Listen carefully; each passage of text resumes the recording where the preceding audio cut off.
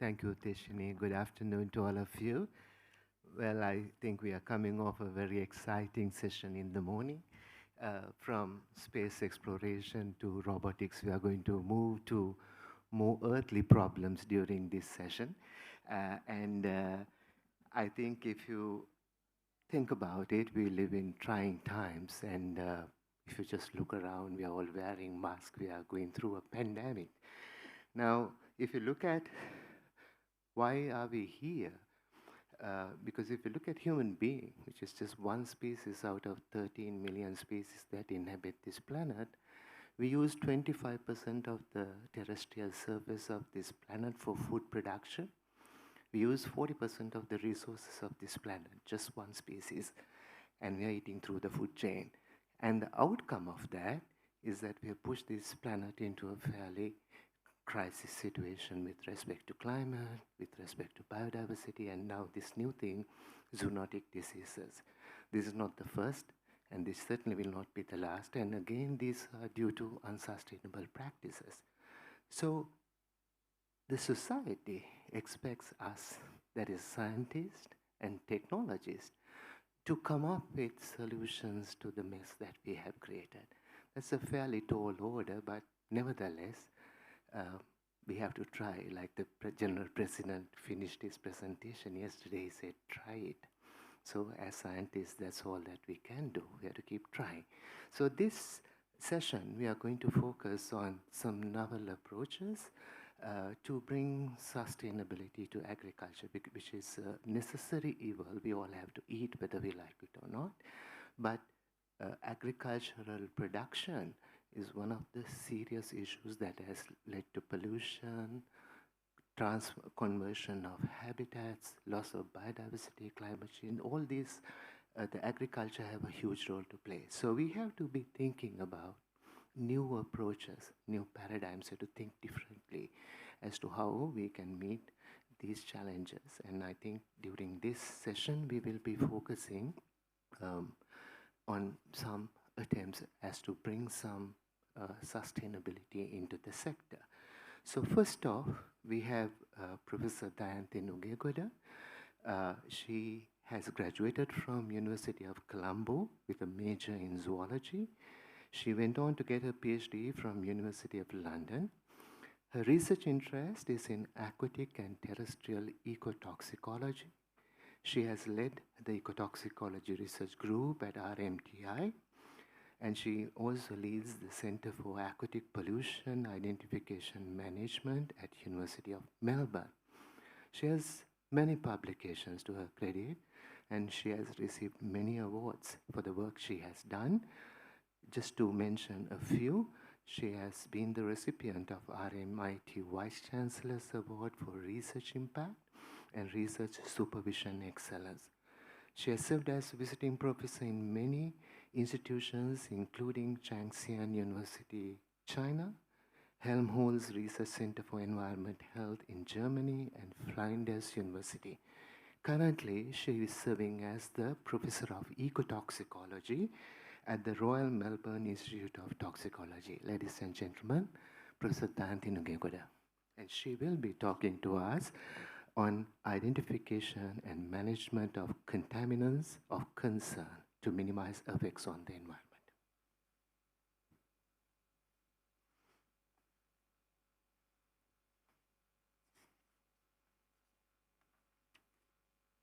Committee of the Sri Lanka Association for the Advancement of Science for inviting me to give this talk to you.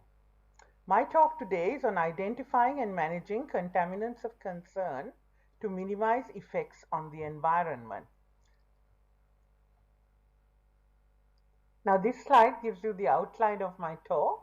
I'll start with the background to the science of ecotoxicology. I'll give you some examples of historical pollution events.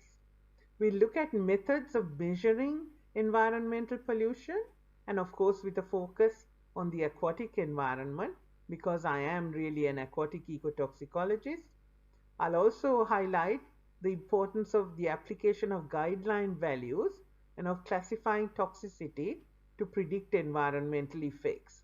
And then I'll just show you how we work with environmental managers to minimize pollutants and their effects using some case studies from RMIT. The primary question is in ecotoxicology is what are the effects of a chemical in an ecosystem. So you can see in this picture right here that we are looking at bioaccumulation of chemicals up food chains. So that is from the smallest organism right up to top predators. Chemicals can be accumulated through what we call feeding chains. Remember, ecotoxicology evolved from human toxicology. In human toxicology, you look at sensitivity data from one or more species, actually from quite a number of species, because surrogate mammals like rats are used in tests to look at toxicity. But we aim to protect only one species, which is the human species or Homo sapiens sapiens. Now, ecotoxicology is very different because we look at the sensitivity data from a few species, a minimum of 5 to 7 species in laboratory or field microcosm tests. But our aim is to protect many species.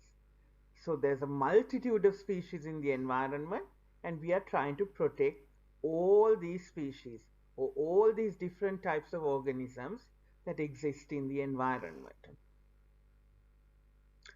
The science of ecotoxicology actually was born thanks to people like Rachel Carson. Now, Rachel Carson, who wrote Silent Spring, was actually a true scientist, but she wrote a book that was very designed for the public. So the book itself reached out to the public. The public were able to read it and understand, because often as scientists we tend to write research papers and we write them only for scientists. But this book, Silent Spring, was written for the layman, and it generated widespread public interest in the adverse effects of pesticides as chemicals on environmental and human health. And it discussed why pesticides were affecting the eggshells of birds, and the birds' eggshells were thinning, and therefore they cracked and birds could not reproduce properly, and hence there were no birds singing and the spring was silent. Now this actually led, all this public protest on pesticides led to the science of ecotoxicology.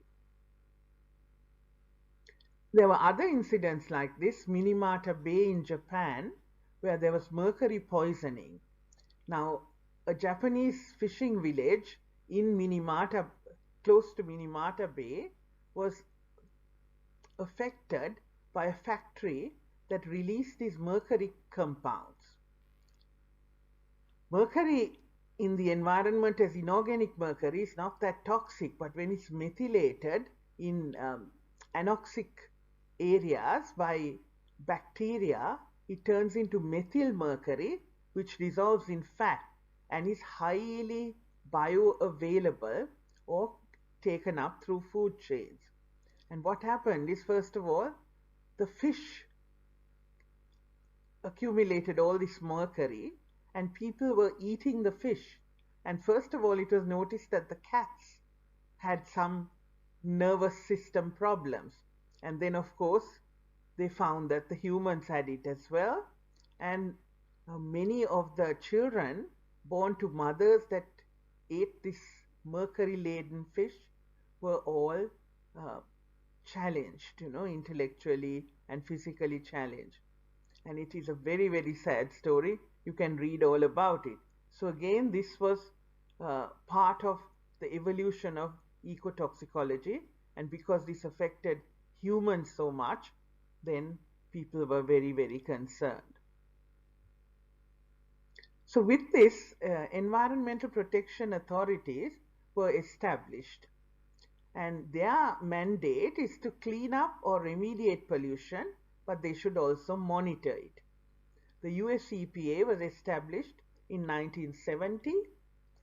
The EPA in Victoria was established only in 1971. So even in Australia, it was only in the 1970s that ecotoxicology was firmly embedded into law and science. The Central Environmental Authority in Sri Lanka was not far behind. In 1981, it was established. Now, most of these EPAs only measure pollution in response to incidents. And often in Australia, you find that environmental consulting companies are recruited at short notice. The ongoing research is really conducted by universities like us, CSIRO, and other government organizations. Now, at RMIT, we have a research group called Equest, or the Aquatic Environmental Stress Research Group. And this is our mandate. We are dedicated to identifying water pollution, assessing ecological impacts, sourcing pollutants, developing cost-effective monitoring systems, and developing management strategy. So we work very closely with local councils and water authorities to develop management strategies. Now, we can't obviously manage the ecosystem. We can only do the research and work closely with stakeholders to manage it. So our whole idea is to improve aquatic environments, mainly in the Melbourne region, but right across Victoria, the state of Victoria. So Equest also has a very large research fund or grant from Melbourne Water. It's $1 million a year we receive to do this research, and that is called the Aquatic Pollution Prevention Partnership with Melbourne Water. And that's what we have established at RMIT. Now, what are the types of pollution incidents that you find? You can often have quick acute pollution. This requires immediate action and resolution. A classic example was your MV Express Pearl cargo shipwreck in May 2021. Oil, chemicals and microplastics spilled into the ocean, and a lot of us expat scientists were called up by the National Science Foundation, and we were very happy to collaborate to develop a monitoring and remediation strategy and follow-up strategy, which was then sent to the President of Sri Lanka. You can also have chronic pollution or long-term pollution, which requires monitoring over a period of time. In this case, it's easier to do because you have some time to respond, and you compare against guideline values, and you continue to evaluate effects. Now, one classic example would be in your situation, the chronic kidney disease in the dry zone of Sri Lanka. I don't know if this was ever really resolved, but pesticides, cadmium and arsenic have all been implicated in this kidney disease.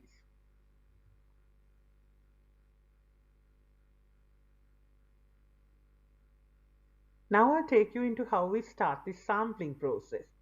We have what are known as field samplers, and it's really important to sample the water and sediment, obviously in a field site, when we want to look at pollutants and their effects on organisms.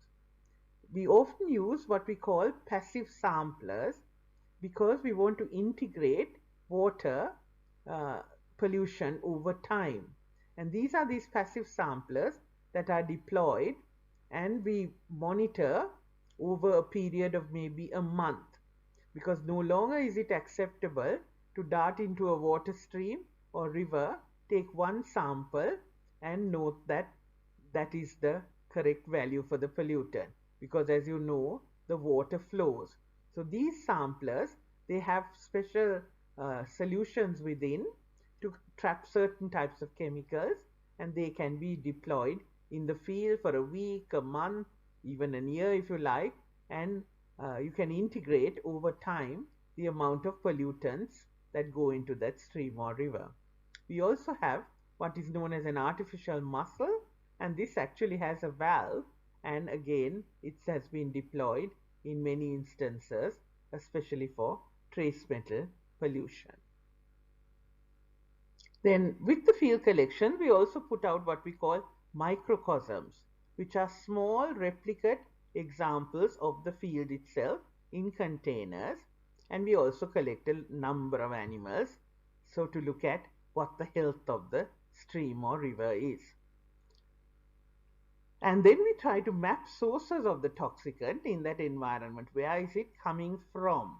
So again, by doing all these measures, we can even map where the toxicant is coming from. We also look very closely to see whether in that stream or river there is any type of native or threatened biota. For example, for us, the platypus is very important. And in Australia, there are a number of native species that are not found anywhere else in the world. So these we check to see if any of these are in that environment. Then it becomes a site of high biological significance. We then follow up by laboratory what we call toxicity tests and biomarker assays. Now, toxicity tests are tests that we use to evaluate the effect of the toxicant, but we can't always use the species of interest. So we use some kind of standard test species. So what we call a surrogate species, like a Daphnia, or maybe we have a generalized snail, we have amphipod collection, we have a generalized frog, maybe not a native or threatened frog, but we have frogs. And you can see here how we set up the toxicity tests in the lab. And then these are worldwide guidelines that we use.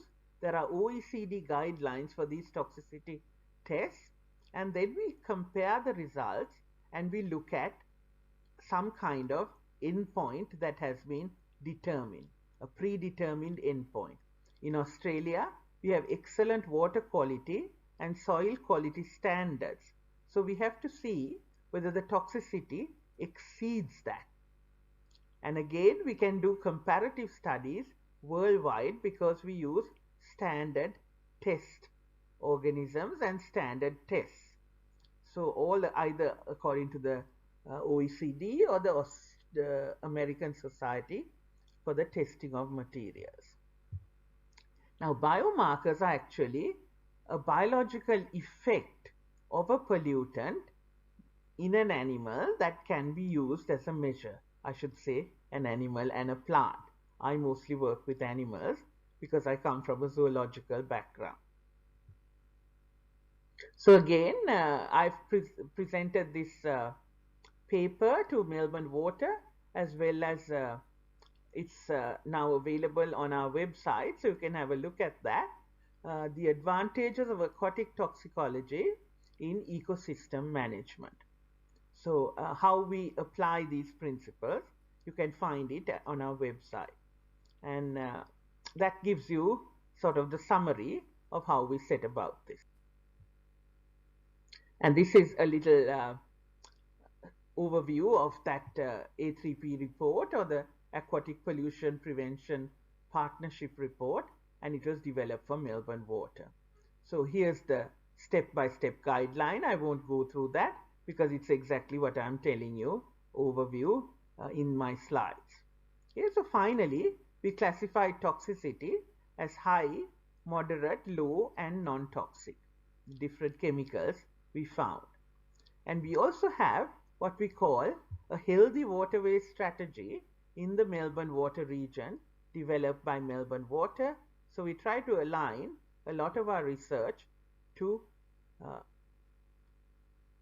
that strategy. So what is my real research focus?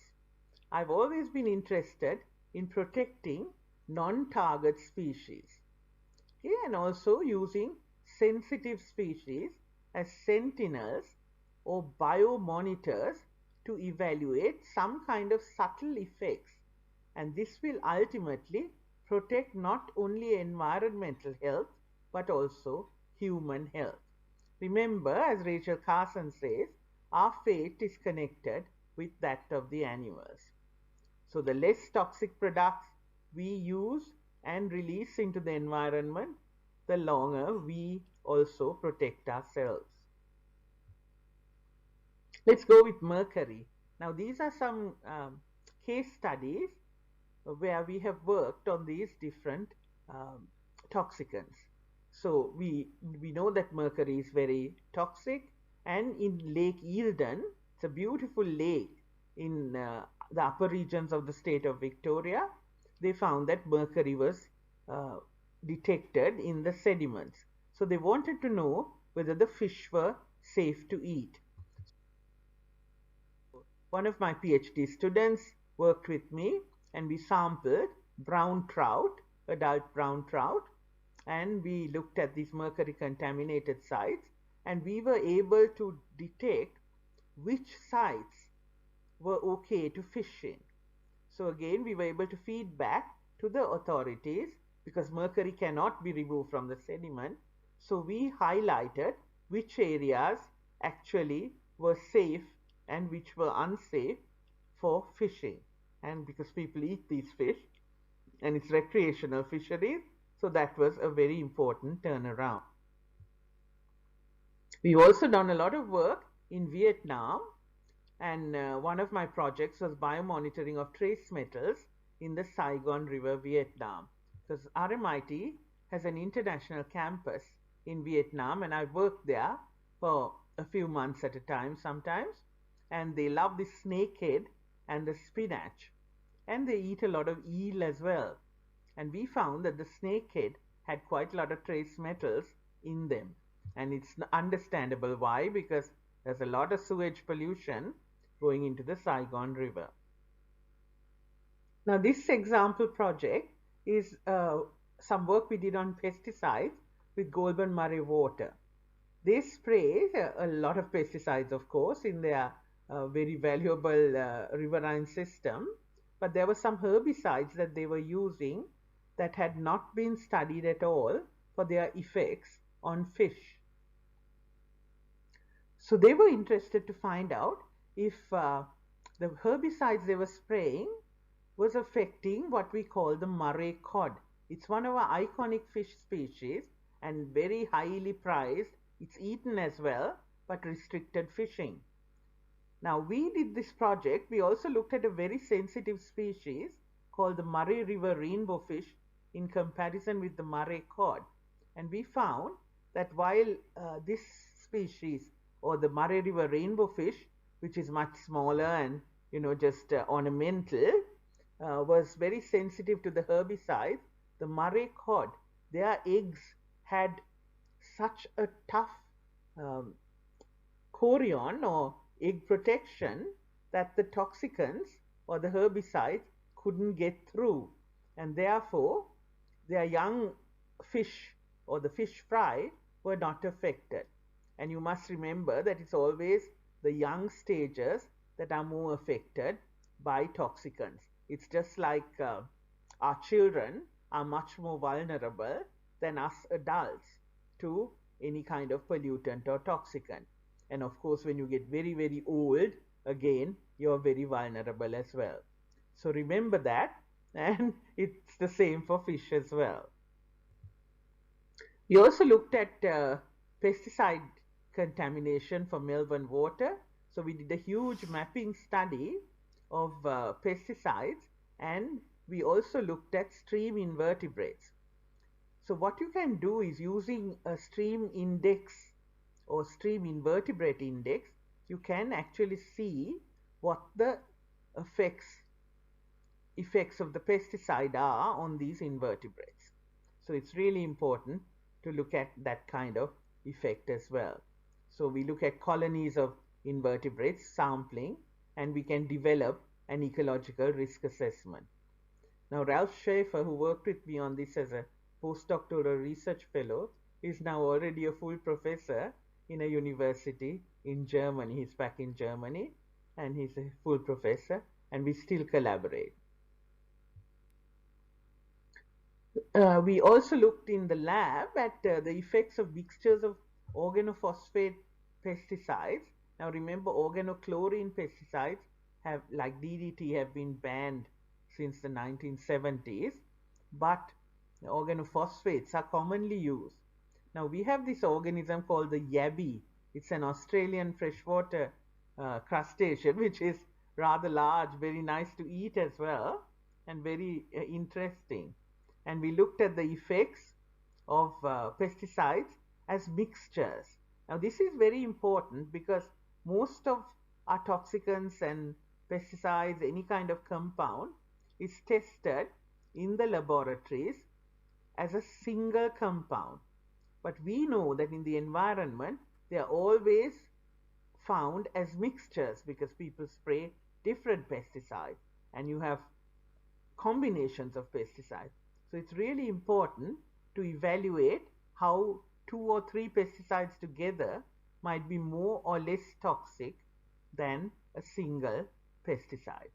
So here we have our classifications. Are they antagonistic? Do they work against each other? Do they cause a synergistic effect? It's like almost double the dose. Is it less than additive or is it greater than additive? So if it's antagonistic, they might actually nullify the effects of each other. We've looked a lot at oils and oil spill remediation. So the interesting thing about this study is we looked at Australian native fish and we looked at the effects of different oil spill remediation techniques, including burning, just the oil itself and dispersed oil. Now the very interesting thing is that dispersed oil was the most toxic.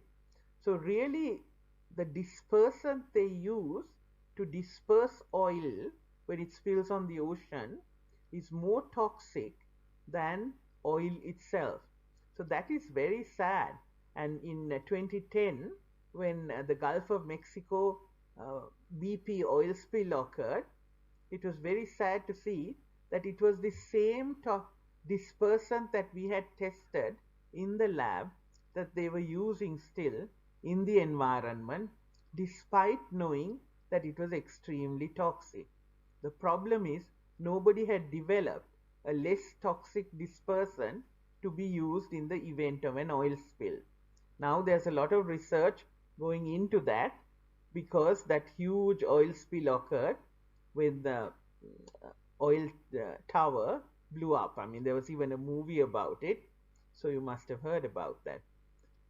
The Express Pearl was nothing compared to that oil spill. Okay, so but the interesting thing is that the dispersant is the most toxic.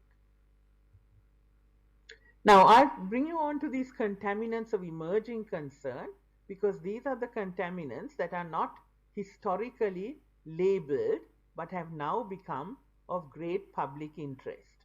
And this is the sort of next step in ecotoxicology to evaluate these contaminants. What are these contaminants? One of the main contaminants is endocrine disrupting chemicals. Now these are chemicals that can induce changes in our hormonal system, and therefore it can affect our sex, our growth, everything else. So reproduction, growth, and even our physical well-being, because this is all controlled by our hormonal system, which is a subtle chemical control system that animals have. I mean, plants have them too, but again, as I said, I work a lot with animals, and humans are exactly the same. We are just another animal. So we've looked at reproductive hormones and thyroid hormone, and these are very, very easily affected by pollutants and toxicants. Now, it was Dr. Theo Colburn, a professor in Florida, again, like Rachel Carson, she wrote this book called Our Stolen Future, which is it's a sort of book written by a scientist for a general audience. So it's well worth a read, and it discusses the effects of these endocrine disrupting chemicals and how it affects a fetus, how it affects a child, an adult. So she drew attention, public attention, to this cause. What are the sources? The EDC sources can be from anywhere. Okay, and livestock actually contributes quite a lot. And once you treat sewage and release the water from a sewage treatment plant, we find that again the endocrine disrupting chemicals are not removed by any kind of sewage treatment, because that's not what sewage treatment plants are designed to do. So you have these chemicals that are released into waterways, and then they are affecting a lot of our fish and invertebrates. And then if, of course, if it comes into drinking water in any way, it will affect humans as well. What are these effects? Now, these have been classically followed through in the last 20 years or so. One of the classic examples is a yolk protein that is induced in male fish. Okay, and then of course you get eggs forming in testes. It started with the shortened penis of alligators in the Florida Everglades, where there was a whole lot of chemical pollutants collecting in a very sort of slow flowing environment. They've now seen abnormalities in polar bears, and of course frogs have been demasculinized as well. And that is all when you have an estrogenic chemical or something that feminizes males. And then you have others that masculinize females, and this is classically known through the gastropod snails.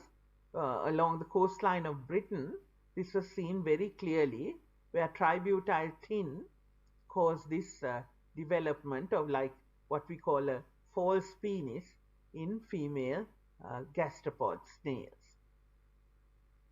We've been looking a lot at thyroid hormones, where animals remain as juveniles, and I've been studying some birds in a very, very remote island, beautiful holiday island of New South Wales, and we can see that even there, the birds have not escaped the endocrine disrupting chemicals, and it's affecting their early development. Now, this study on EDCs and fish was done in the 1990s by Susan Jobling, where she was doing a PhD on the roach, which is a fish in British rivers that has a very distinct male and female. And in some of these areas, a lot of areas, she found that the male fish had eggs in their testes. And this was curious because nobody had reported this before. And she found that this was all downstream of sewage treatment plants. So she had the most fabulous PhD and became an expert in endocrine disruption worldwide thanks to this discovery. And this is the earliest time that this was reported in fish.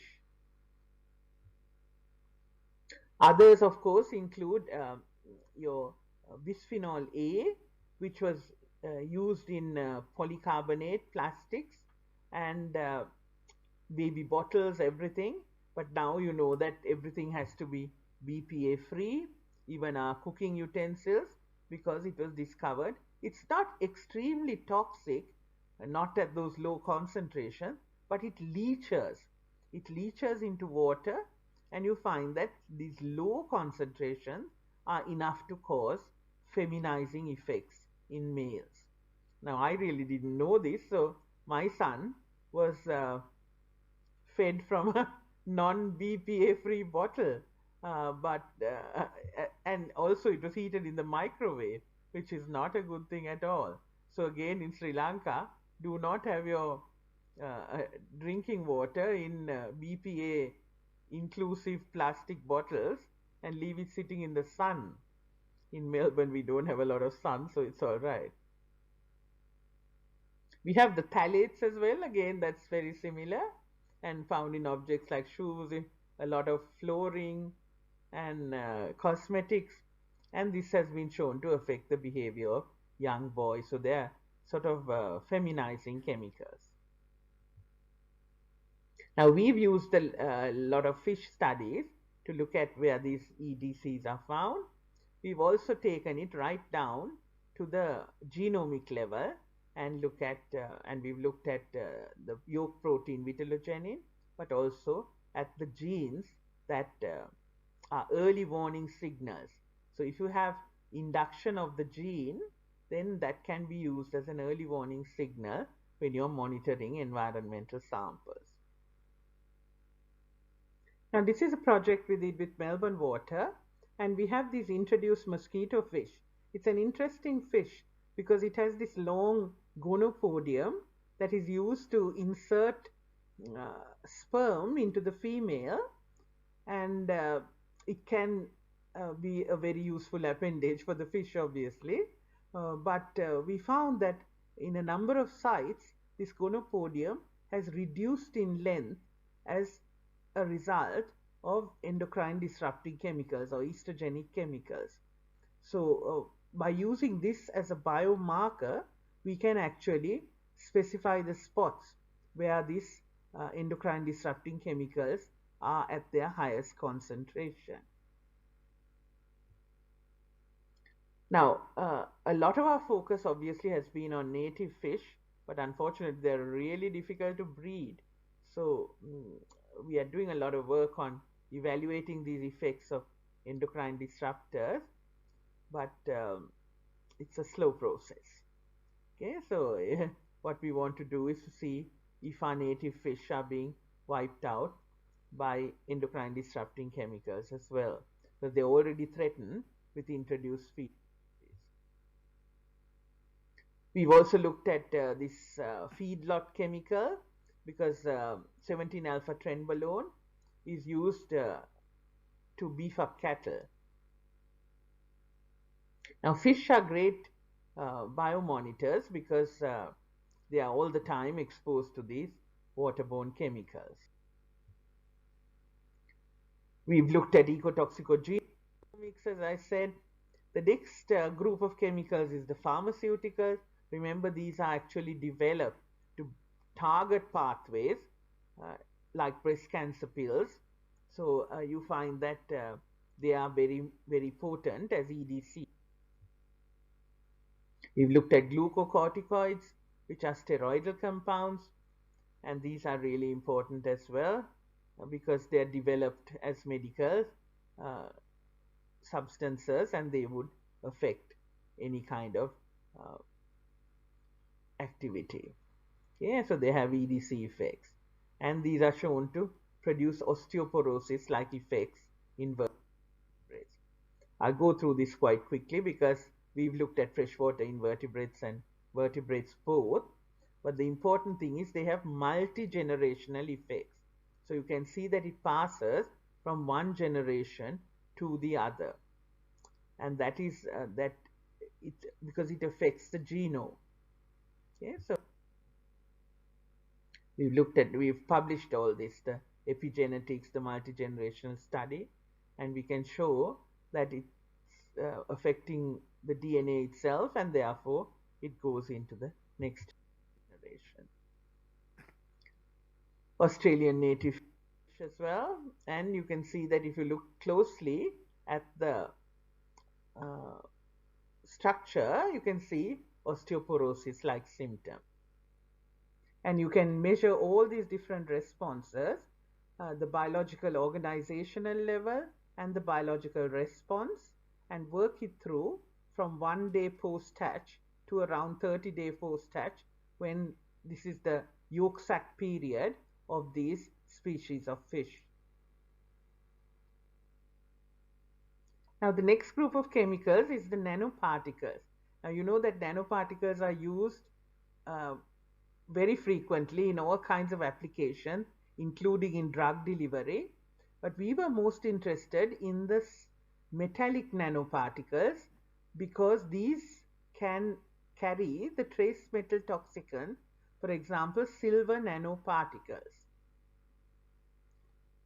Now, these silver nanoparticles can be found in many of our department store products, including our clothes, our cosmetics, and mostly in our socks. Now, silver nanoparticles are antibacterial, so therefore they are put into socks. And you find that when you wash your socks, these nanoparticles go out with the water. We looked at these silver nanoparticles and their effects on a number of test organisms, and you can see that they are very affected. So these are these little organisms in the environment that are very affected by these silver nanoparticles. The silver is toxic, but also the nanoparticle clogs up their guts and their gills. So the moral of the story is think before you wash your socks. Now, nanotech is a very sort of divisive discussion, and even in developed countries like France, you find that people are really concerned about too much nanotech. We've also taken our studies into the next century because we look at lab on chip for behavioral ecotoxicology. This is still research in development because it's very hard to classify behavior.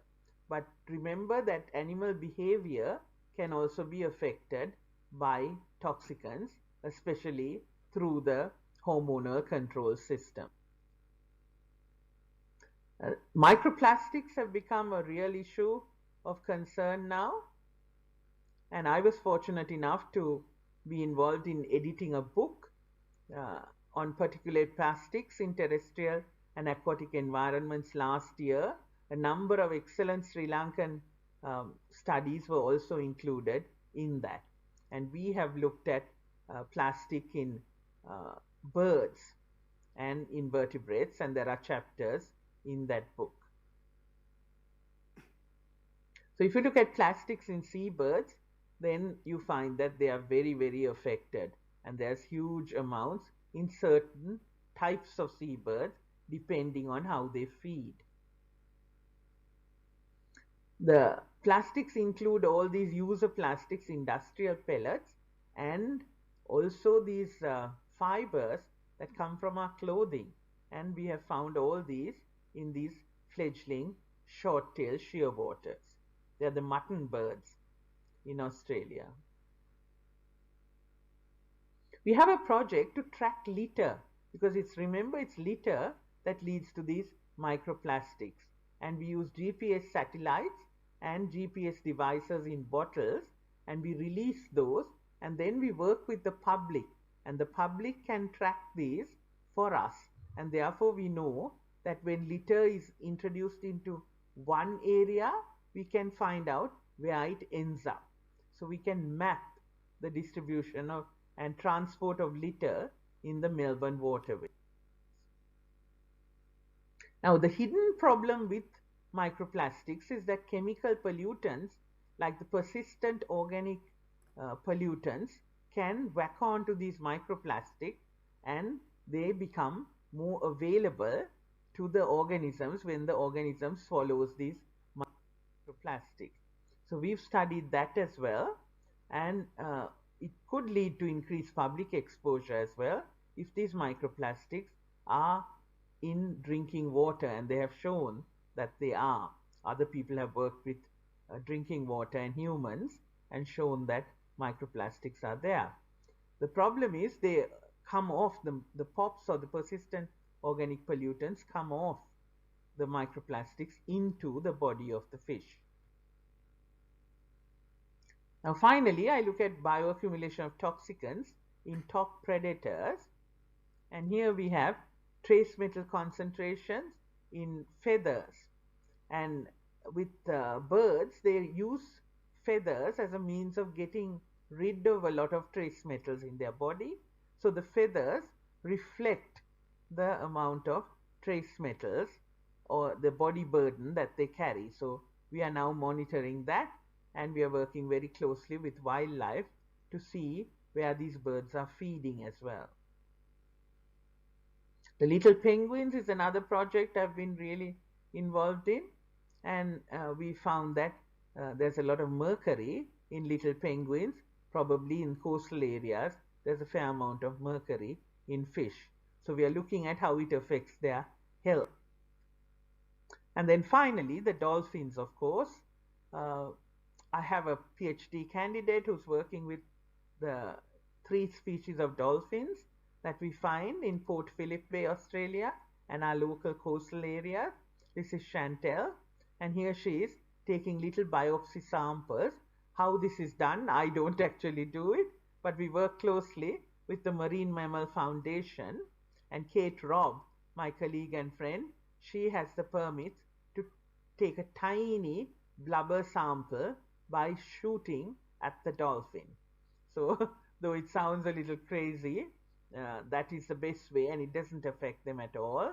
It's a very, very tiny sample, but you have to be an expert to collect that sample, and then Chantel will process them in my labs. And we can see the amount of trace metals there are, as well as the amount of organic body burdens, organic chemical body burdens that these dolphins are carrying. We can look at their feeding behavior. Is it affecting their reproduction? Because the Marine Mammal Foundation works closely with us and monitors the behavior and reproduction of these dolphins in our area in Melbourne and Port Phillip Bay and the surrounds. So that's about all I've got to discuss with you today or talk to you about. Let me give a final plug to our most recent book published in 2021, which looks at all these pollution risks, impacts and management. And when and if I ever get to Sri Lanka again, I will try to bring a copy with me to donate, as I usually do, to my alma mater, the University of Colombo, Department of Zoology. So thank you very much for your attention. Thank you, I Professor. could not have done all this work without this excellent team of researchers I have, young researchers, postdoctoral research fellows, and PhD candidates. And let me leave you with the final words from a famous American Indian who said, "Only when the last tree has died, the last river poisoned, and the last fish caught, will we realize we cannot eat money." Thank you. Thank you, President Nungegoda. Wise words to end your presentation. President Nungegoda is 5 hours ahead of us, so she requested that if there are questions to present to her, she is joining with us online, so that she will not be able to join us at the end of the session. Does anyone have any questions for President Nungegoda? Are you there, Dante? Hello, there she is.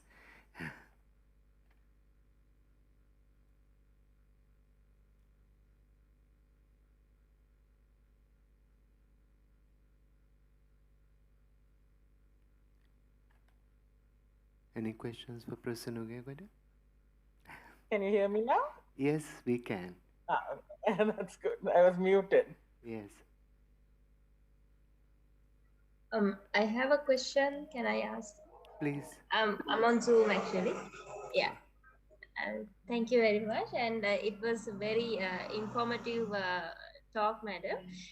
Can I know, like, it's obvious that different species have kind of different biomarkers that would be specific to them. But would you recommend any, like, very useful biomarkers or kind of universal biomarkers that we can use, let's see, say for fish or maybe amphibians? Yeah, that's an interesting question. Like when we talk about biomarkers, really the biomarker is related more to the pollutant, but obviously each species will have certain biomarkers that are usable as well. But when you talk about fish, for example, depending on the pollutant, you will have a certain biomarker. Like for an estrogenic chemical, for fish, we would use something like vitellogenin, which is the egg protein, because in male fish, because you're not supposed to have egg protein in male fish. Or you can look at things like eggs in the testes of the male fish. Or you can, if you're looking at a trace metal, we would use metallothionein, which is a protein that binds metals. and is induced by trace metals. So each biomarker relates not just to the species, but to the chemical itself. Okay, thank you so much. Is that clear? Yes. Thank you. Yes, I think we have a question at the back here.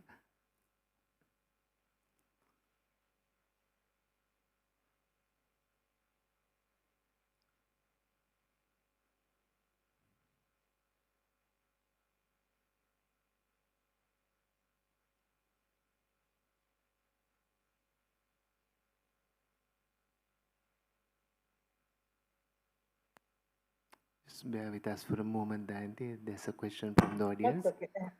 Yeah, I couldn't hear the question. Sorry, there was a mic problem. Professor Nugeguda, now, based on a documentary that I read some time ago, these octal phenols and nonal phenols were found to be very disruptive, I think in the 80s or the 90s, when some American students went on a field trip. And when they tried to investigate, they even found that the Petri dishes that were used for doing these tests were also made with these chemicals. And now you tell me that they have been taken out. These are essentially, that's correct. Yeah, these are essentially. That's absolutely correct, because they were industrial chemicals, and nonylphenol was found to be very estrogenic. Yeah. So as an endocrine disruptor, so I think they have now been banned.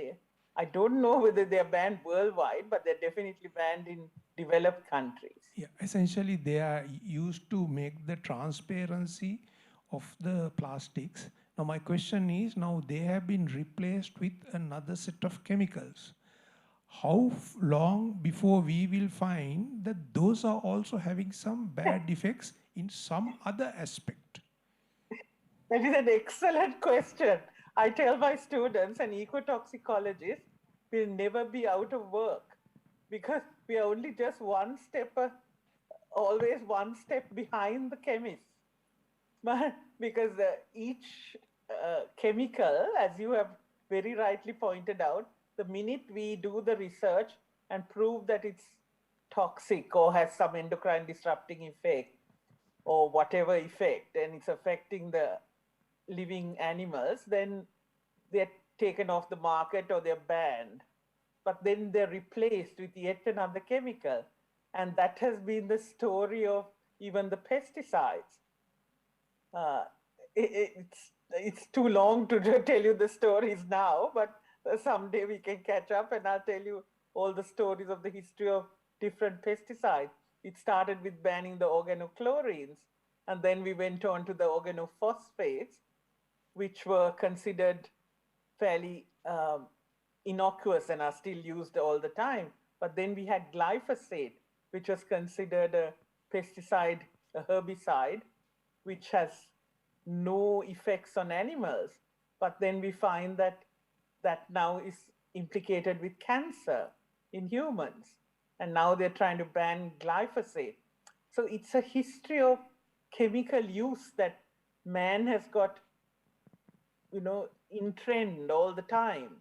But there's now a thought of, and a whole sort of area, and I'm sure people in Sri Lanka are working on that as well.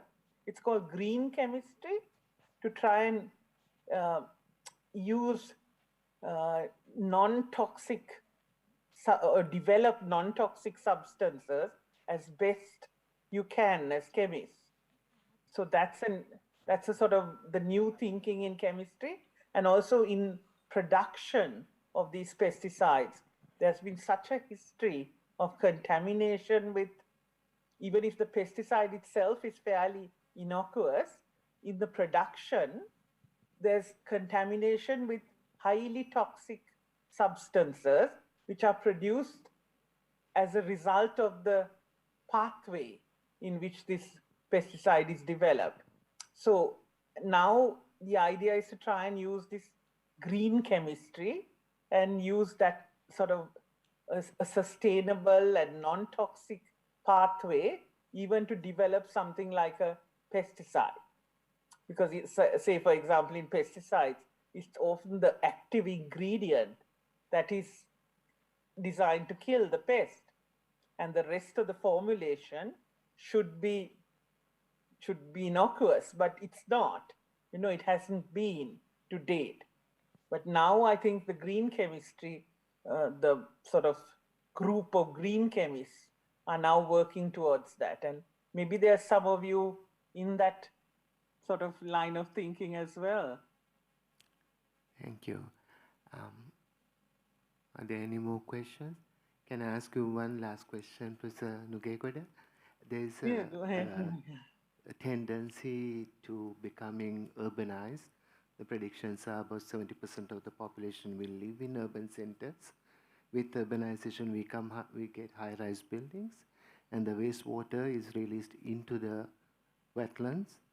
And most of this wastewater contain metabolites of drugs that we take if they are not properly treated. How do you say, are there any studies to see the impact of urbanization on increased loads of ecotoxicological compounds in wetlands? Yeah, now in Melbourne, we have similar problems, maybe not so much high rise, but there's very dense population in Melbourne compared to the rest of Victoria. What they've really done is Melbourne Water has created these artificial wetlands, and they are really used as pollutant traps. So they are not just aesthetic, but they are designed to be pollutant traps. And we study a lot of those wetlands to see how effective they are at remediating runoff. So that's one way, because it's not only aesthetically pleasing, but also they are used for remediation. But with the pharmaceuticals, I think the best way is, and in the UK, I know they're trying to do this, is where the pharmacists themselves, if you have excess pharmaceuticals, you know how people flush them down the toilet. What they are doing is sort of paying for people to return them, and then they have these in their pharmacies, they have, it's like taking back the plastic bags. They can reduce that and incinerate it or some kind of treatment process.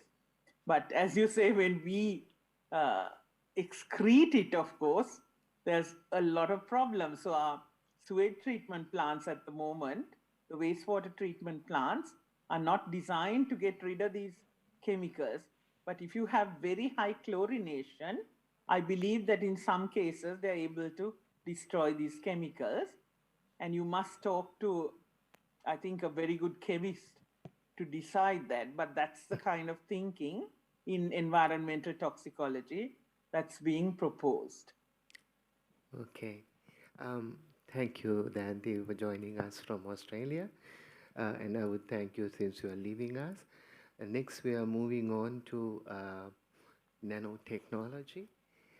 Professor Nirmala Kotegoda is with us, and she's going to tell us what is missing in the puzzle to bring the next agricultural revolution.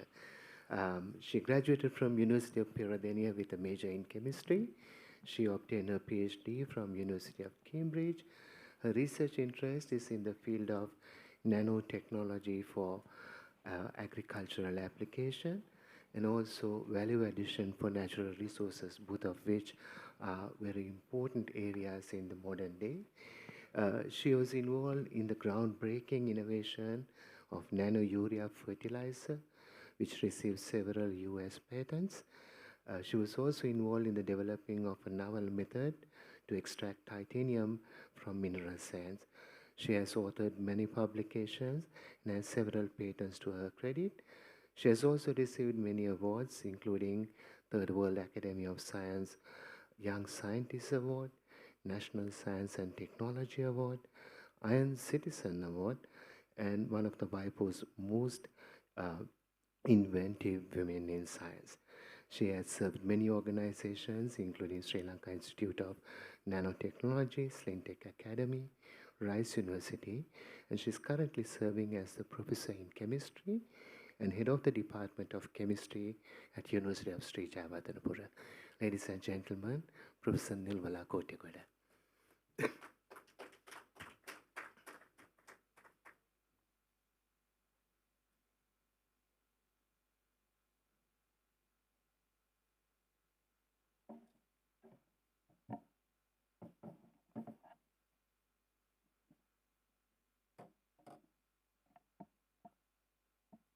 Thank you very much, Professor Devaka, for that lengthy introduction. Good afternoon. And I first thank Professor Sumedh Jayanetti and SLAAS for inviting me for this very special occasion to share some of my thoughts on smart agriculture. Smart, is it the missing term in the puzzle? So we know during the last few months, there was a very violent situation regarding the agriculture practices in Sri Lanka. This is actually not only within this country, globally, scientists as well as policymakers look for new agriculture practices.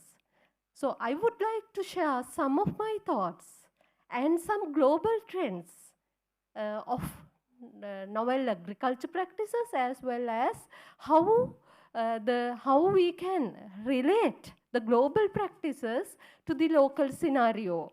So how to become smart farmers, or how to become Einstein farmers. So moving on to the discussion or the presentation.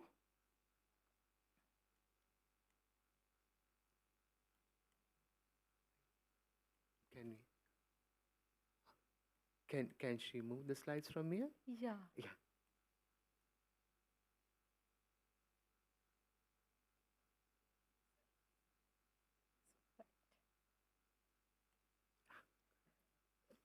Historically, there had been 4 agriculture revolutions.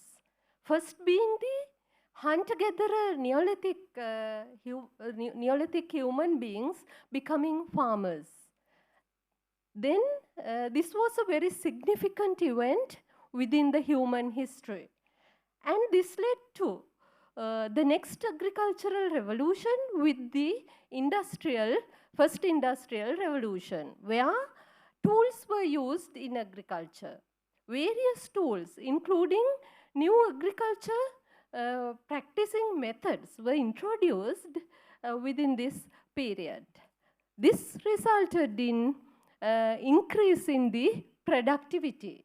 So historically, human beings knew how to improve the agriculture productivity. So there were a lot of new practices within the second agricultural revolution. But in particular, the farmers tend to use natural resources to improve the agriculture yields.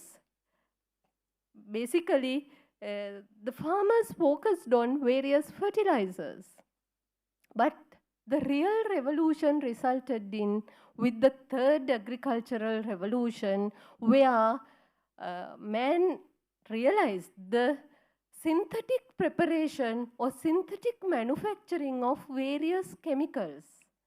This gave a basic foundation for a new era of agriculture.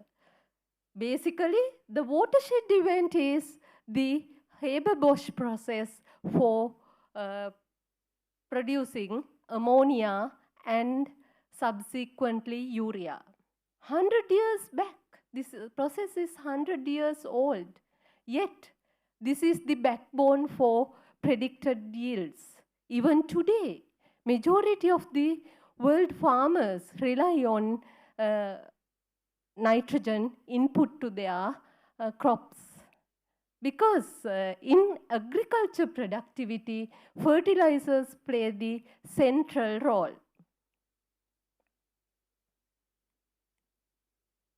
And now we are at the 4th agricultural revolution. What is the 4th agricultural revolution? So before we move on to the 4th agricultural revolution, let's see what is the advantages or benefits and the adverse effects of this 3rd agricultural revolution. That is why we moved on to the 4th agricultural revolution. So if you look look at the third agricultural revolution. It is basically the grain revolution, where water, land, and environment was utilized in more efficient way. It allowed to feed the doubling population by that time. However, yet there is an argument whether the adverse effects resulted in by this revolution is overweighing the benefits. Basically, we ended up with lots of environmental issues, ecosystem imbalance, and food chain being contaminated with various pesticide residues, fertilizer residues, heavy metals, etc. And also, this led to lots of health effects. To even today, we have many arguments whether agriculture is the major culprit in most of the diseases such as CKDU, cancers, and other major health threats. So let's see. We can't say yes or no, but we have to have a balanced view on this particular scenario. So what is the next agricultural revolution? Fourth agricultural revolution. UN has come up with the sustainability goals. The second sustainability goal is zero hunger by 2030. So we are trying to become zero hunger by 2030. Is it a realistic target, or is it going to be a dream? So what is the concept suggested by UN and other developed countries? It is whether we can go for green technologies, green manufacturing technologies, in particular climate smart agriculture practices. So this is the smart term globally used for or globally recommended for next generation agriculture. Climate smart agriculture. Why climate smart? By 2050, we all have a mandate. According to the Paris Agreement, we have to go for zero carbon. So moving towards zero carbon, we have to think about other areas of contribution to as well. So one is agriculture. So we are looking at how to implement climate smart agriculture practices in order to result in a smart technology within the globe. So smart is the missing piece of the puzzle. So we are looking at smart fertilizers, smart agrochemicals, smart agriculture tools, and smart manufacturing technologies. We have forgotten, most of the time we only talk about the end product. So end product being green or smart is not sufficient. So we have to evaluate the entire life cycle of the product in order to call it smart. That's how even a person becomes smart if you are overall smart. So what is the global approach? It is integrated, in particular, in realizing smart agriculture, the central role is played by the fertilizers and agrochemicals. So if we can manage the agrochemicals and the fertilizer usage, we have solved major portion of our problem. So IPN, integrated plant nutrient management, this is the recommended way forward for smart agriculture. Basically soil management, soil status testing. So then crop management, nutrient management, and post-harvest management. So these are the 5 attributes of a smart agriculture practicing technique. So this is hand in hand with the new technologies. It is not with the old technologies. So we have tools, various tools to do this, all these managements. So what are these tools? We have biotechnology, nanotechnology together with artificial intelligence. All developed part of the world is moving or is realizing the importance of artificial intelligence together with other technologies to introduce the new revolution. So what is the position in Sri Lanka? Are we ready for this? And before I talk about the Sri Lankan scenario, I would like to say what is this climate smart agriculture? It is in particular to help farmers to build resilience to adopt climate change. So it is very important. Climate change is a big issue today, and we have to introduce new farming techniques to adapt to the climate change, and then sustainably increase the crop production. So it has to be a sustainable increment or improvement, and finally look after the environment. Otherwise, as the previous speaker said, we have a responsibility to look after the environment. So these are the attributes of a climate smart agriculture practice. So to achieve this, climate smart agriculture advocates for the use of farmers' local knowledge together with the technology. So this is the way forward, the climate smart agriculture. So in particular, it gives the directions for agrochemicals and fertilizers. So what is the direction? There is a 4R concept. What is this 4R? Right rate, right amount, right target, and right quantity. So these are the 4R. If you can adopt to this 4R concept in fertilizers and agrochemicals, we can manage our plant IPN, or we are introducing a very smart IPN system. So remember, it is 4R. So in talking about the agricultural inputs and fertilizers, agrochemicals, I would like to focus on the nanotechnological approach, because it has set a template for the scientists to come up with various new products and efficient methods of giving fertilizers and agrochemicals to the plant. So it has been proved by many scientists, and also it is already in the market. You can see the optimum dose, as I said, right dose, right amount, right target. So all these can be achieved by using nanoparticles or nanotechnology. So what is the role of the nanoparticle in doing this exercise? What is the role? It is to minimize the wastage. It is to target the material into the plant system, and it is to give the right quantity to the right place. It is very important that we deliver it at the right place. It's similar to drug delivery in human beings. It is the the same thing in plant biology. So this is what we are trying to achieve. So what are the tools we have?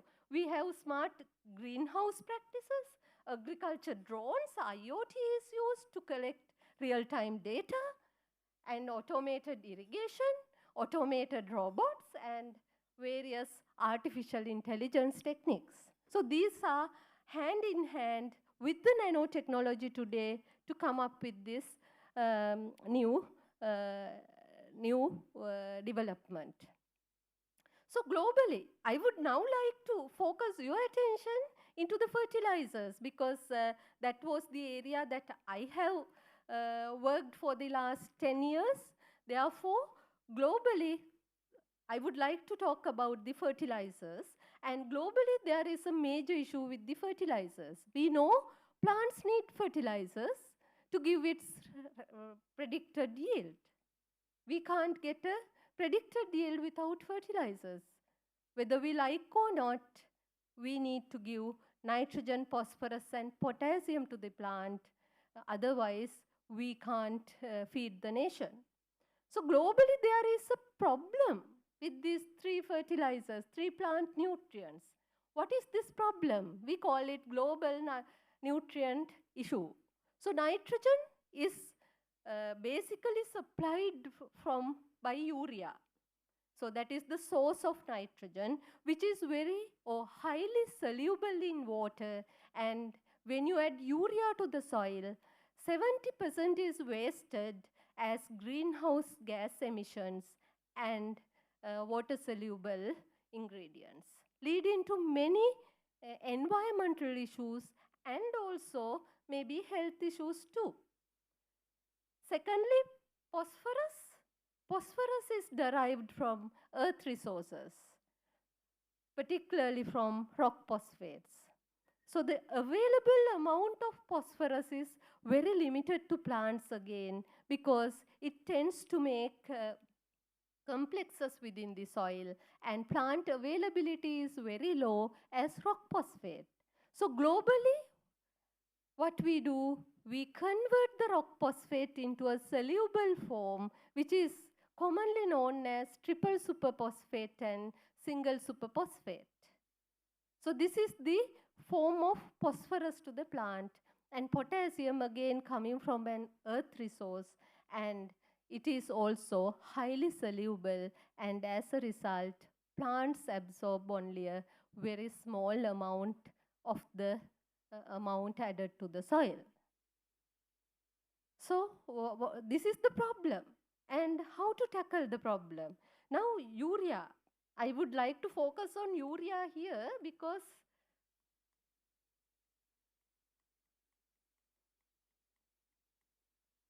why am I going back?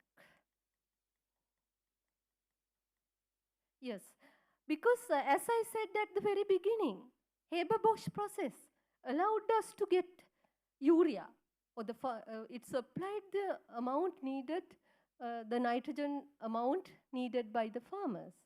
But before urea, what was the situation? Anyway, nitrogen comes from the environment. There are 2 known processes where the plants fix nitrogen. One is through the soil bacteria, the other one is through the lightning process, where it introduces nitrates and ammonium ions into the soil. So before the human beings knew how to make urea, the natural processes were used, which is coming through organic matter. Basically, organic matter or dead organic matter contains some amount of nitrogen. So this amount was used. And with the invention of this new technology of making urea, it became a very viable process. It was the best way to give the nitrogen to the plant, because it is still the environmental nitrogen. It is a myth that urea contains a lot of heavy metals and it leads to a lot of carcinogenic materials. Yes, it will be harmful if we use in excess. But as I said, right amount is the best way to go. And the other issue is manufacturing urea is a dirty process. It is not environmentally friendly, because long time back, urea was formed using hydrogen and nitrogen. Nitrogen came from air, but hydrogen came from biomass, gasification, or steam. So the natural gas. Today, basically, most of the countries use natural gas to get hydrogen. So this is where the problem is. But I'm very glad to see globally there is a trend towards moving towards PV electrolysis.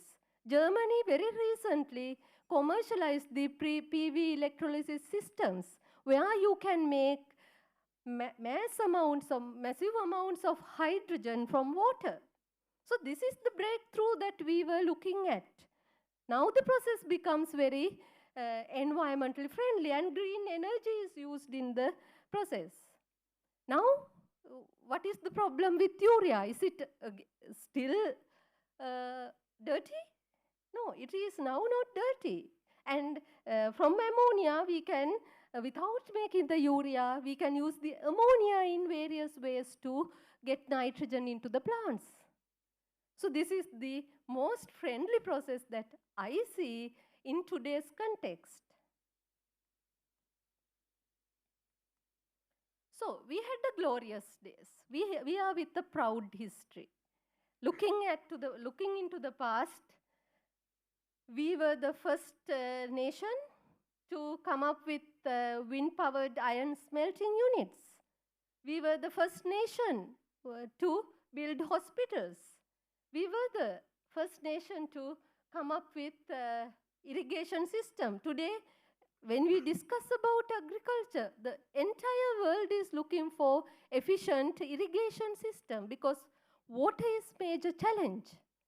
But we had a proud history where we introduced advanced irrigation techniques to the world. And these are few things out of the long list, but very importantly, we were the granary of the ancient East. We were self-sufficient in our food. We had very advanced agriculture practicing techniques. What happened to us today? Post-independent, what is the situation? We are on the verge of collapse. If you look at the economics, we only get 1.02 from high-tech manufacturing. We are a commodity export nation. We put everything in a gunny bag and send out. We are very proud of sending things in gunny bags in tonnage quantities. So this is our pride. This has been our pride. But did you notice that we are the only country where highest cost to obtain a liter of purified water? We have the highest cost. Highest per capita expenditure on food, which is 57%, and compared to 20 to 15% in other part of the world. 50% of our agricultural output is lost by post-harvest lost. And we are the only nation, I guess, exporting raw minerals, agro-based products for very low prices. So this is how we are today. 7% of the GDP is coming from agriculture. We say that we are an agriculture-based country, but only 7% of the GDP is coming from agriculture. And this commodity export trap has been there for 150 odd years, where you can see Sri Lankan graphite industry in 1910, and this is the current picture from Sri Lankan graphite industry. In another 100 years, our next generation will put the same slides and say we are yet commodity exporting nation. Are we allowing this to happen? What is the tool? Smart technology. It is time for we all are scientists here. It is time for us to think how to become smart now, especially in agriculture. So let me now focus your attention to the current situation in Sri Lanka. So what is the situation in Sri Lanka? We bring all our agriculture needs from other countries. We import all agrochemicals and fertilizers.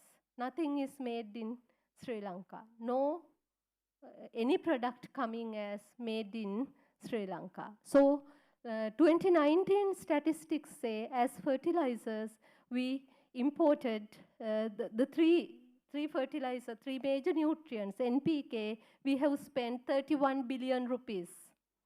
Actually, it's 39 billion rupees. The number is here. 39 billion rupees to bring the plant nutrients.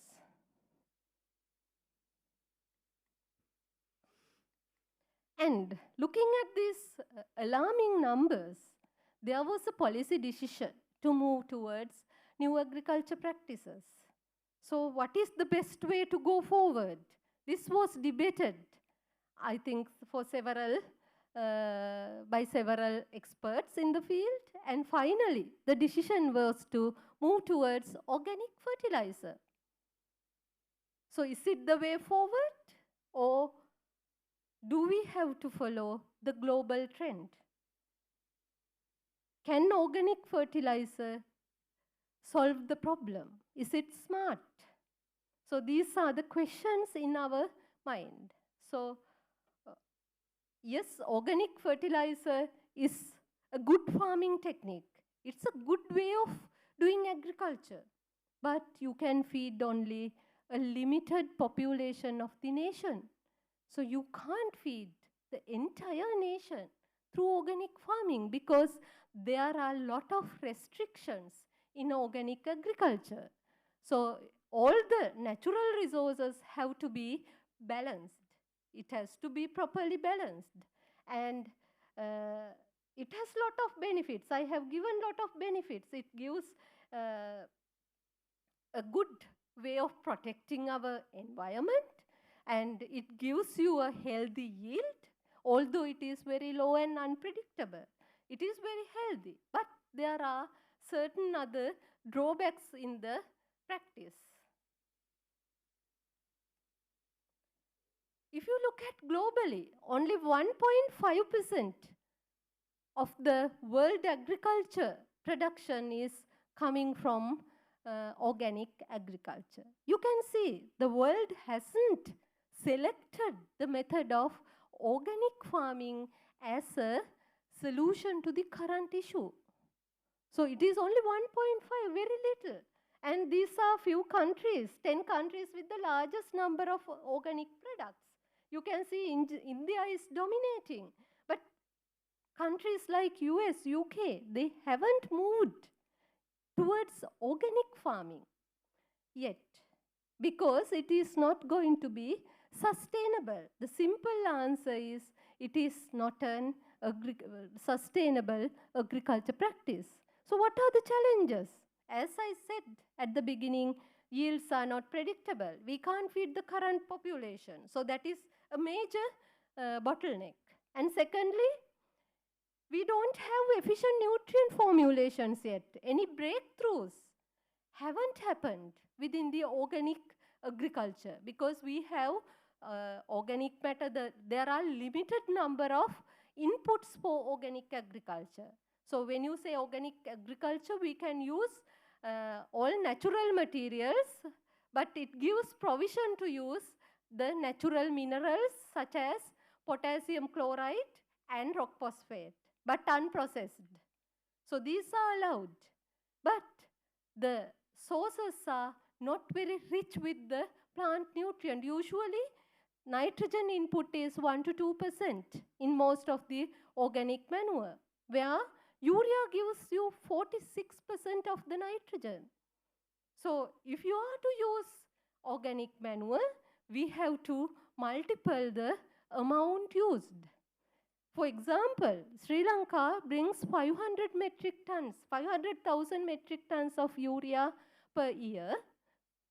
But if you give it through organic manure, we need 5 million metric tons of organic manure.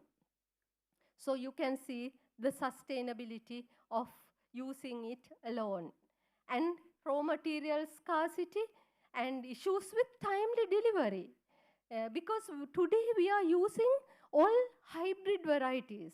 It is not the traditional varieties. So you have to use correct amount of fertilizer at the right time for hybrid varieties. As I said, that 4R concept is has to be fulfilled by any plant nutrient given to the plants.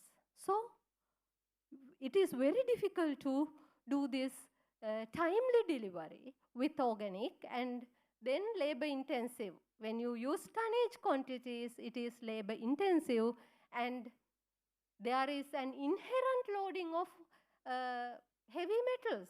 We can't say that organic manure is free of heavy metals because most of these organic materials can chelate, easily chelate metal ions. So it might accumulate the heavy metals.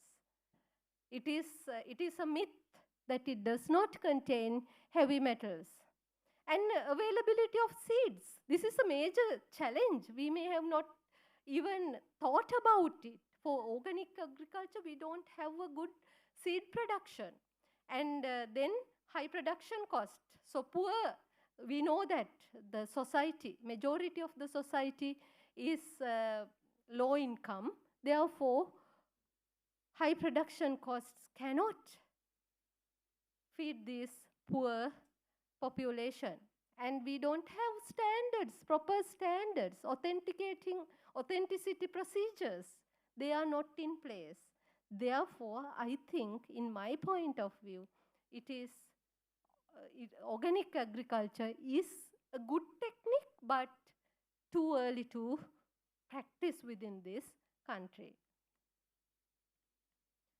So recently, this was an argument. I thought I would share the scientific basis of this product, which was suggested as a solution to the nitrogen problem, because we couldn't match the nitrogen from organic matter available within the country. So it was the IFCO nano urea, because I really was passionate about this product because it was one of the globally commercialized product and proving that nanotechnology is possible. So what is the science behind this product? It contains polysaccharide nanoparticles, which is again harmless. It has very low toxicity. And then urea has been anchored onto these polysaccharide nanoparticles. A very simple technique. It is similar to drug delivery. So, and then it has been converted into a foliar spray, where you can use it as a foliar spray, but it is a growth promoter. It is not an alternative to urea, because it is a foliar. Usually, in a plant, roots are adapted to get the nutrients. It balances all the nutrients in the soil and get it and deliver within the plant. The role of the leaf is to do the photosynthesis. It is not to give fertilizers or nutrients. But I must highlight that in an emergency, we know, even in human beings, our digestive system is the pathway to give food to all cells in the body. But if you are very sick and if you need high energy, your doctor may give you through blood, give the nutrient through blood. So that is a common practice. Even in agriculture, in an emergency, we can give nutrients through plant leaves, but not permanently. So this contains only 4% of nitrogen and rest is water. So this is, and this product is yet patent pending, 2021, although it is said that it is the world's first nano urea formulation. Now let me move on to some of the work done by our group on nano fertilizers. Because back in 2009, we started few projects. I'm happy to see Mr. Rizvi Sahid here, who was the first person to table the problem to our science team. He gave us the problem. He said, okay, there is this global nitrogen issue. Can you solve the problem using nanotechnology? So at Slintech, our challenge was to come up with a new formulation. So as I said, in order to overcome the issues with urea. So first exercise, Rizvi may remember, is here. We did some calculations. We did some economic analysis. In 2009, we spent about, we bought 472 million metric tons of urea to this country. And if you account for the 70% loss, we lose 18.48 billion rupees, where we use effectively only 8 billion rupees. I still remember he said 10% saving would save us 2.64 billion Sri Lankan rupees. So this was the rationale to start the project. This was the base. So what was our approach? So we were actually young scientists at that time, and all Sri Lankan scientists graduated from our local universities. So we thought how to tackle this problem. Now we have to give urea in a sustainable manner, and we have to use nanotechnology. So these were the two conditions. Actually, at this time, we turned into the nature's creation. We looked at the nature because we know nature is the best scientist. We know that our bone, the human bone or any bones of animals are made from hydroxyapatite. Hydroxyapatite nanoparticles. Hydroxyapatite nanoparticles were widely used in drug delivery at the time. And this, in our bone, hydroxyapatite nanoparticles are conjugated with polyamides. So it is a polyamide. So we thought that why not use hydroxyapatite nanoparticle? It is biocompatible. It has to be biocompatible. And it is the active ingredient in epavelar rock phosphate. So why not use this as a nanoparticle? This is the carrier. Nanoparticle is the carrier, delivery vehicle. And why can't we anchor urea? Because urea is the simplest amide in the world. So we thought that urea can be anchored onto this hydroxyapatite nanoparticles. The beauty of hydroxyapatite is it is very rich in its chemistry. Surface chemistry is very rich. There are a lot of functional groups that can attract the urea molecule. So we thought, okay, this is a good way of going forward. But we had some constraint from our partner, industry partner, Haley's Agriculture Limited. They said, you are giving this to the farmer. So it has to be cost effective. We can't have a premium price for this. And it has to be efficient and environmentally friendly. And more importantly, it has to be socially accepted. Farmers have to accept it. It's not the general public, not the scientific community. So these were the conditions, and this was our initial research solution proposed by the team. So here we use, as I said, urea and hydroxyapatite. There was an added advantage in hydroxyapatite. What is the added advantage? It gives the other macronutrient, that is phosphorus. Plants need phosphorus as well. So we can kill two birds with one stone, where we can deliver nitrogen and phosphorus together to the plant. So this was our thinking, and we thought that the slowdowns of urea will make a revolutionary nanofertilizer. Within 1 year of research, we were able to come up with 3 formulations where in the middle you have urea hydroxyapatite. That is the nano system. That was one solution. And added to that, we came up with 2 other ideas. That is to pump this system into a wood chip. Because there we thought that if we can give the organic matter together with these nutrients into the soil, that would be further beneficial. And it is an integrated fertilizer practice where inorganic, organic together. That is the recommended way forward as well. So what we did, we took this Gliricidia sepium. You would have seen it's a fast growing plant. We took the stem of this and cut into small chips.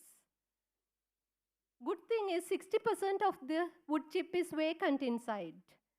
So we pumped this plant nutrient into the wood chip, where when the farmer throw the wood chip into the soil, with the biodegradation, the plant nutrients will come out slowly and efficiently, so that plants can absorb in a slow manner. And secondly, we introduced the system into a clay. Clays are harmless. It is soil friendly, it is soil. But what we did, we took a very special clay which is available in Mullaitivu in Sri Lanka, natural clay, and we pumped the system within the empty spaces of this clay. And when the clay is added to the soil, it will slowly release the nutrient.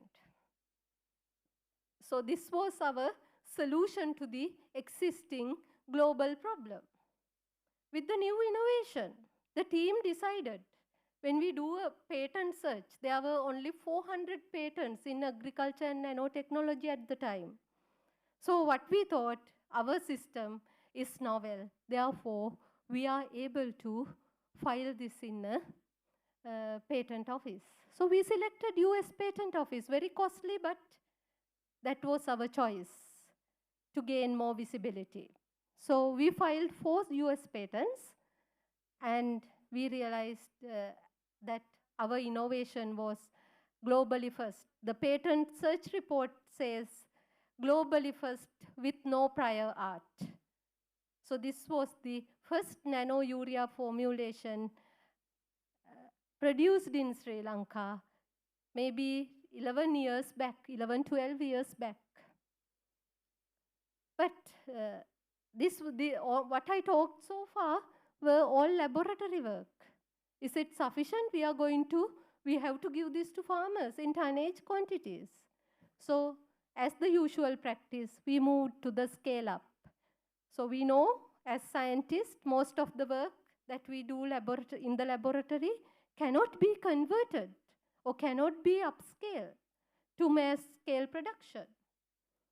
But we were so lucky that the pilot plant gave us the same results as the laboratory, even better. Our formulation was even better. This was a very simple way of doing, way of making a nano composite or nano hybrid, just one step. This is not a complicated, one may think when you say nanotechnology, it is very advanced, it is complicated. No, this was just one step process where the scale-up plant was able to produce 200 kilograms a day. And with this production, we moved to the field trials. So that is the most important part of this story. At the field level, it has to work. Laboratory, we will show a lot of fascinating results, but at the field level, if it fails, that has no economic value. So first we did the pot trials. It gave us a lot of confidence. And from that, we moved on to the research plot trials, and finally to the farmer field trials. In many locations in Sri Lanka, Kurunegala, Ampara, Trinco, and most of the eastern province. Why we selected the eastern province? The soils in eastern province are not responsive towards fertilizer. It is very poor quality soil. So we thought that we will test our product in this eastern part of the country. So first we were actually not sure whether the farmers will accept our product because they have very narrow thinking patterns. But we were so lucky. Farmers are still inquiring about the product. They committed themselves to do all the field trials, and they are aware about this nano-urea. It's not a new vocabulary to the farmers in the eastern province. So they did fantastic field trials, and we proved that we can save 25 to 50% urea and increase the crop yields by 10 to 15% for paddy. Same time, we did the trials for tea. Tea in Ouva province, Ratnapura district, Galle district, and Kandy. In 4 locations, we carried out field trials, and we found it is equally responsive towards tea. And the most important thing is that we found out it has a flavor enhancement as well. At the onset of this project, one end goal was to see whether there is an effect on the flavor of the tea with the nano formulations. Yes, we proved there was a flavor enhancement. So with this, we had a lot of confidence on our product, and the team was very proud. These are the 4 patents that we received, and but we were still not lucky. Why? No commercial production. We are still at a pilot plant. Farmers like it, we like it, scientific community accept it. No commercial production. We had the blame from many experts in the field saying that you wasted government funding, spending this much on patents. Your patents are not worth at least the A4 sheets they are written in. So this was the comment coming from the public. But as scientists, we were not discouraged. We did the publication. We thought we will publish our result. So we started the publication process. It was a nightmare. 10 times the paper was rejected. Nobody wanted to accept our results in high impact journals. Still, we kept on trying. Finally, we got the paper into Current Science, a low impact journal published in India. So this was the turning point of the entire project, because this paper was picked up by one of the giant fertilizer manufacturers in India, and they were happy to do a tech transfer between the two countries. So this set the very first technology transfer based on nanotechnology. However, patents are still with Sri Lanka because patent transfer did not materialize because of certain issues raised in between. But we did some tech transfer and earned foreign exchange to the country to run a new startup institute. So this is the product that we make. You can see it's a soil application. It has 40% nitrogen and 6% phosphorus. And scalability proven, fully tested at farmers level. And we have already received the Rice Research and Development Institute approval for the product to be used in the Eastern Province. And also TRI approval is pending. They are working on the approvals these days. And more importantly, we did not stop there. We did the toxicity studies. Because in nano products, even the previous speakers told about this. In nano products, the major concern is toxicity. So as scientists, we had the responsibility of looking at its toxicity. So we did the toxicity studies using human liver cells and found out it is not at all toxic, even at higher concentrations. So the product was safe to be used in soil, fully biocompatible. And we did the economics.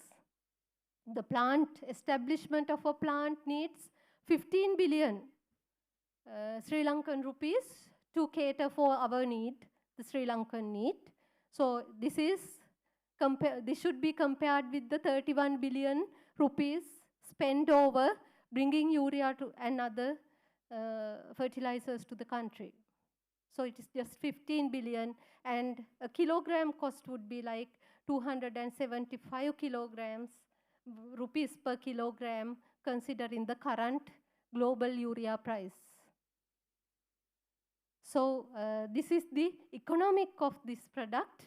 So I think the science team has proven the concept even at high scale, and we have closed the loop, but commercialization and product getting into the hands of farmers are yet pending. In our initial work, we used the hydroxyapatite synthetic hydroxyapatite. But we thought that why not we use the Epavaler rock phosphate as our nanomaterial. With this in our mind, at Sri Jayawardhanapura University, we did some work to convert Epavaler rock phosphate through a green route to a nanoparticle. and anchor nitrogen into the epivalent rock phosphate-based nanoparticle. Again, we were able to secure 2 patents on this product, and it was efficient, and it was a green manufacturing process. So we improved the process as well. As I at the beginning said, it is important that both process and product to be green. So now in our product, both process and product are green. And we are proposing that we utilize an underutilized earth resource in an efficient way to introduce advanced technology to the world through this project. And what are the challenges? I would, before concluding, give me a few minutes to discuss about the challenges. The first challenge we have is we don't have any chemical industries in this country. I think this is the only country without chemical industries. We have to get all chemicals from, we have to import. Not a single chemical is produced within the country. So any innovation to be commercialized, this is going to be a challenge. Bringing chemicals from elsewhere, that cost the foreign exchange needed to bring the chemicals is going to be the major bottleneck. So until we establish our own chemical industries, it is very difficult to commercialize any innovation. And the other thing is no policy decisions. We don't have a exact policy on fertilizer. Fertilizer and nutrient management policy is missing from our agenda.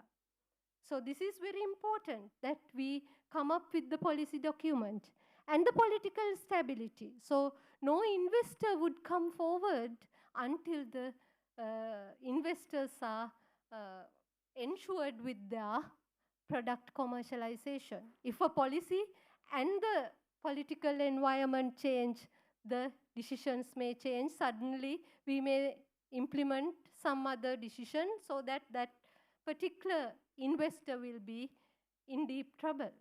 So these are the 3 major reasons that we looked at as challenges to this project being commercialized.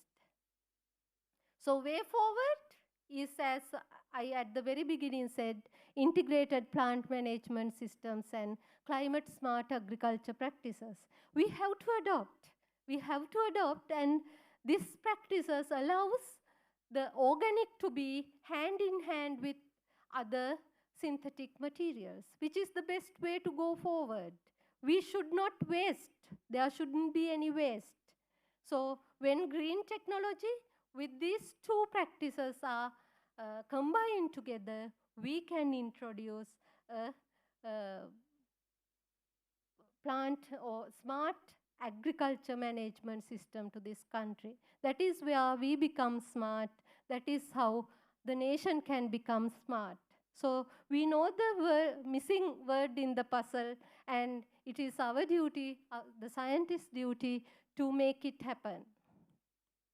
So even for chemical industries, we have a lot of opportunities. You can see, we can produce all these chemicals within the country, so that day we can be the smarter nation that we look forward. So I presented all these within few minutes here, but this is the science team behind this. There are 3 generations of scientists in the project, and we have produced several PhDs and MPhils through this project. And the first generation is already back after their PhDs, Dr. Imalka Munaveera and Dr. Nadisha Surya. And most of the others are already PhD holders. And we had a great mentoring team, great mentors, Professor Gihan Amaratunga, Professor Ajit Alvis, and Professor Veranja Karunaratne. If not for their guidance, we wouldn't have walked along this tough journey. It was tough journey. This young blood, they spent 24/7 in the labs to make this story happen. So my sincere gratitude to all of them. I fondly remind them on this occasion, because they are the strength of the backbone of this project. And there were no shortcuts.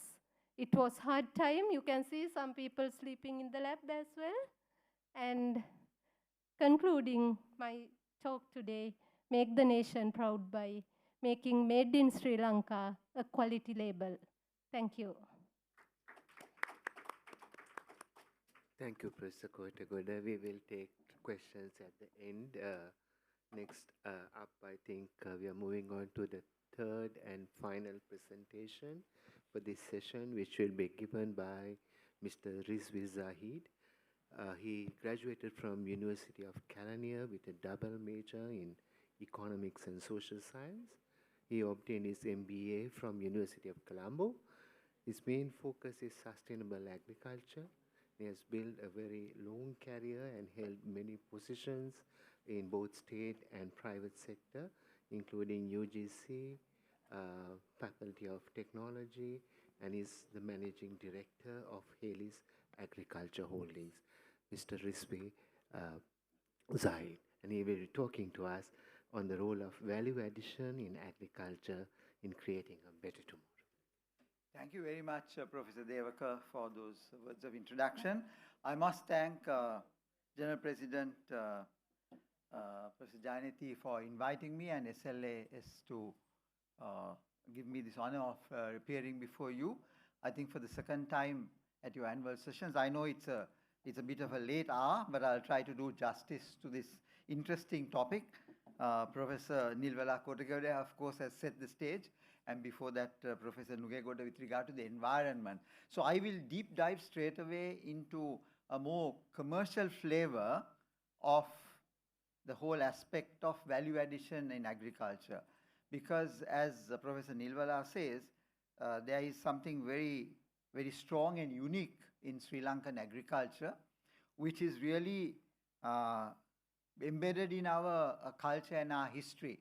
So when we look at the subject of value addition, we need to look at what are the imperatives, what do we hope to gain out of value addition to agriculture. Because again, as Professor Nilvala rightly laid the foundation, we are very much a commoditized nation, particularly when it comes to agriculture, although with value addition, the entire industry scope, we have only 1.5% of our exports coming from value-added products. So we are very much a commodity orientation country. Even for our major agricultural produce, tea, we still have, although there's a lot of value addition taking place with tea bags, etc., we are very much a bulk producer and exporter of such agricultural produce. So coming to the question, why value addition, I will quickly go through a couple of areas to set the background for the discussion, particularly since most of us in the audience, or at least you, are scientists. It's good to set the stage for the rationale for value addition and how scientists can approach the whole question of value addition from a holistic framework. So one of the first questions is, why value addition is that it gives a huge impetus for transforming the agri-sector.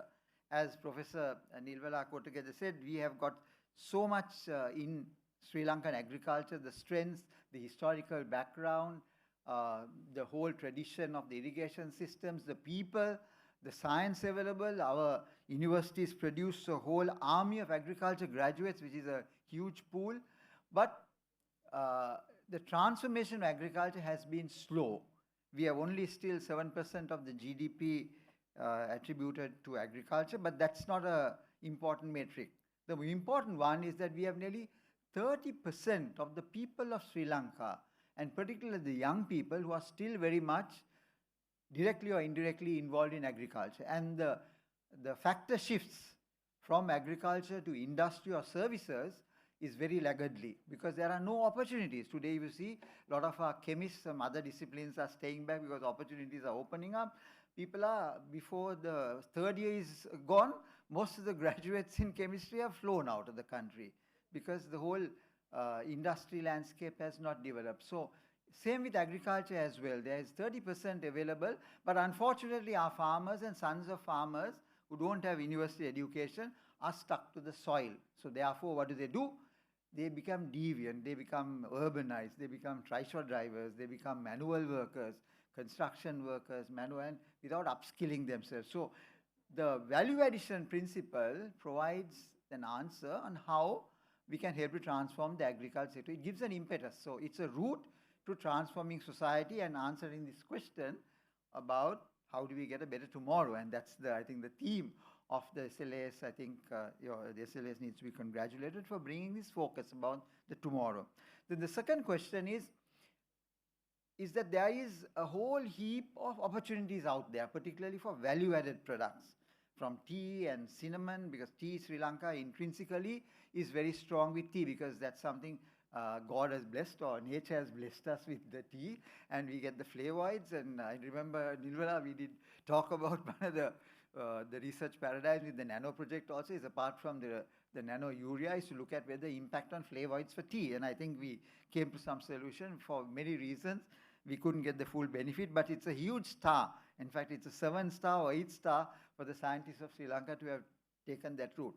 So the opportunities available when you do value addition agriculture is because globally and in Sri Lanka, the consumption of value-added products are on the rise.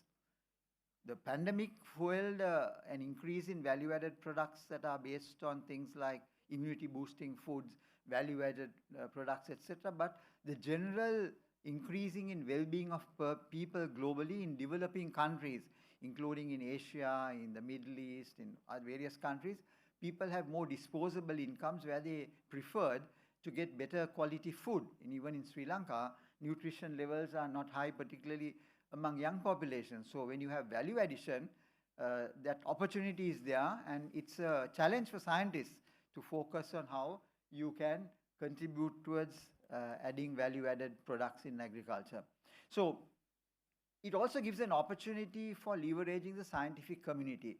And I know from, again, I have my experience with Slintech as a director of Slintech for many years, as well as now currently with the NSF and working with some of the universities and the UGC as well, looking at the scientific community's role. I think it's just a question of building partnerships and leveraging the scientific strength of Sri Lanka across all its disciplines, particularly those related to agriculture, provides a huge impetus to really reap the benefits of value addition. And we can be successful value addition.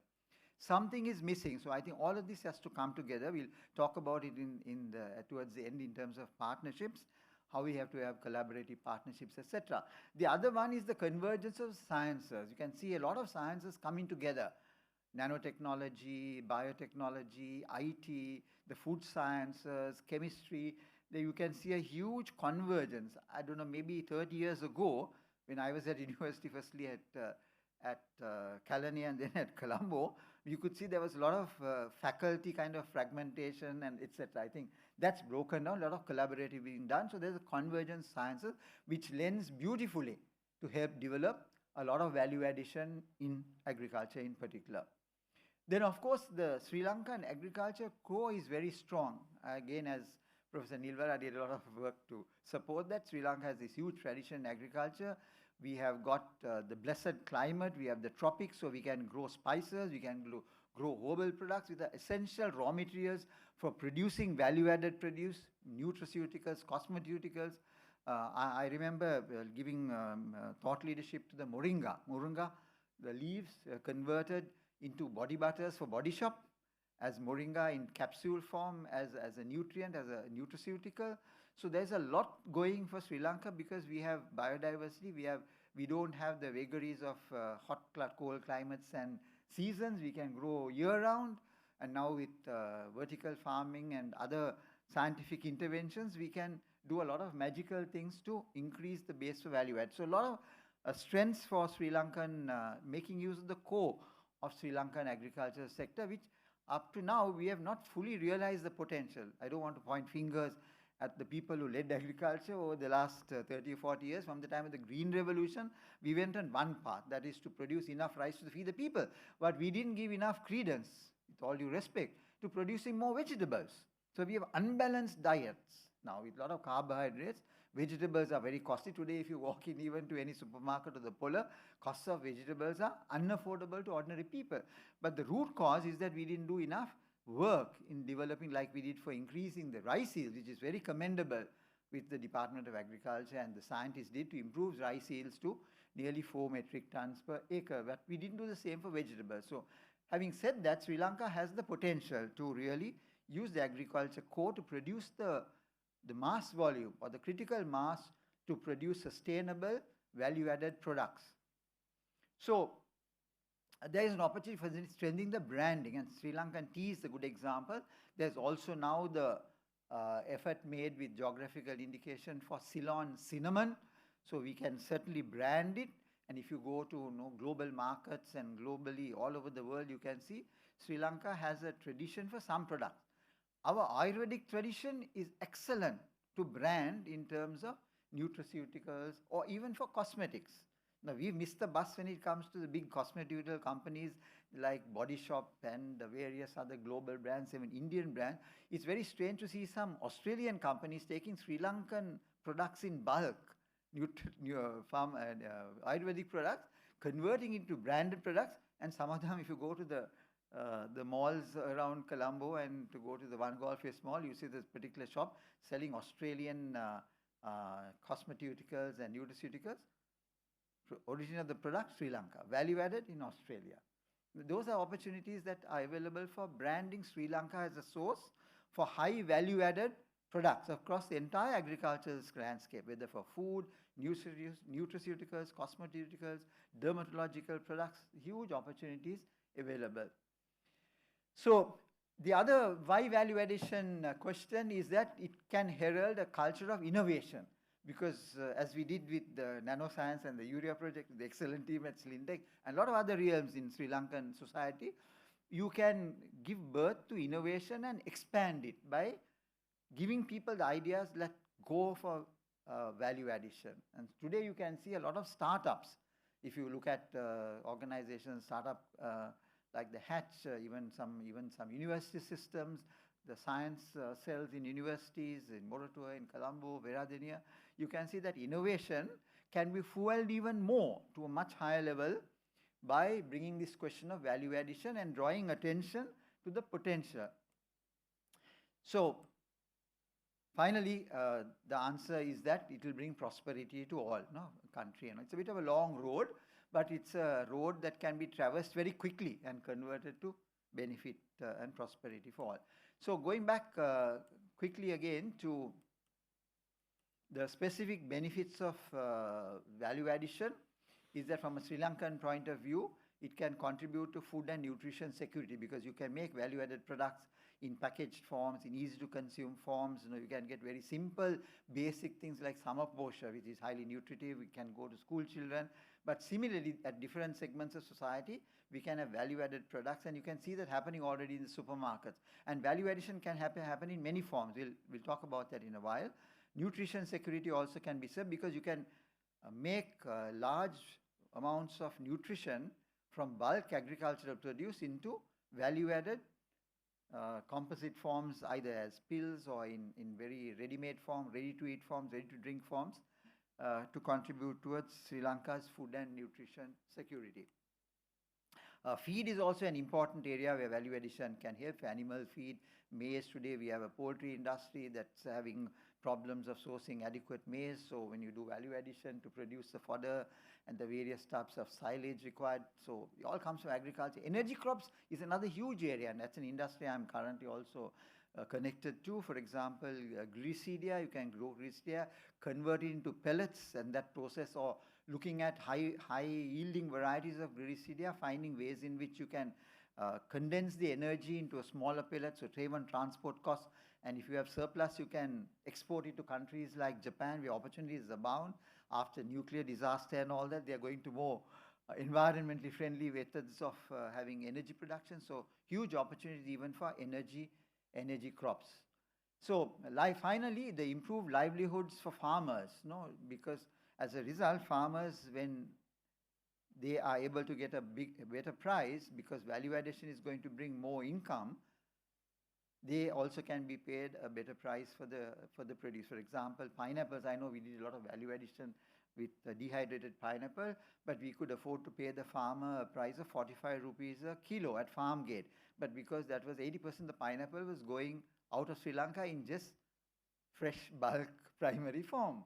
So if you add value, if you extract all the enzymes out of pineapple, do value-added products into various types of premixes for muesli or for cereals and export it to global markets overseas or to companies in Sri Lanka as well with their own brands, a lot of income possibilities. So the other specific benefits of value addition, you can create specific opportunities for research and technology development. I have seen this at the NSF, where I'm heading one of the committees on agriculture and in the research committee as well. We are doing a lot of work to start thinking of specific projects for the agronomy side in agriculture as well as processing. But this is a question for SLAAS and scientists present here today and who are in the audience and listening to the proceedings, is to look for specific technologies that can support based on the opportunities and the approaches that I'm offering with my experience in this sector. So, and the most important thing is the specific benefit of value addition is that it raises the bar for quality. Not only quality, consistency, because whatever you produce, either in global markets or local markets, whether to supermarkets in Sri Lanka, commercially it will make economic sense if you can produce a product consistently. So for example, body shops want 10 tons of moringa butter. In Sri Lanka, we'll be lucky if you can get half a ton a month. So you need to get volume and scalability. So you have to shift growing of moringa only from the north to Velavaya or to other areas, etc. And it has to a whole system, an ecosystem of growing the agronomy side. So, and also the quality, apart from the consistency. So the route to sustainable value addition is to look at what are the specific forms of value addition that meet customers locally and globally. There are various forms. I'll talk about them in the next slide. But the procurement of the required technology, processing technology, from a scientific point of view, it covers the food science area, it covers the discipline of chemistry, process engineering, because you need to have all types of equipment that does the job in an efficient way, in a differentiated way, creating a different product. I'll again talk about the example of the meat substitute that is possible with the jackfruit, what types of differentiated processing that might be required, and the price advantage. So for scientists, this current bullet point that's on the screen is very relevant. The procurement use of the required processing technology. It requires a lot of research, technology development, adaptation, and as Nirmala says, nothing but hard work. Yeah? You have to sleep on mats and you have to go that extra mile in the name of innovation and progress. So this is another thing from the market point of view. This is my experience as well. We can develop, again, Nirmala gave us the good example of the nanofertilizer. You can develop the brilliant product, but if you don't have the market for it, then there is an issue. And this happens with a lot of agricultural value-added products as well.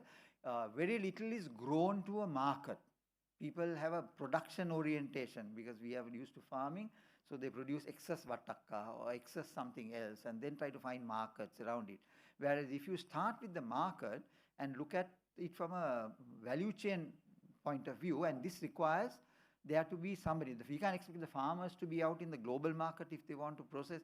So with technology today, with IT today, we must be enabling farmers to use their smartphones and apps to look at what is the trend globally for some crops so that they can get the signals filtered through local agricultural communities and the policy that might support it to give the signals as to what, because again, as we discussed earlier, the seeds is very important, produce the right volumes, etc.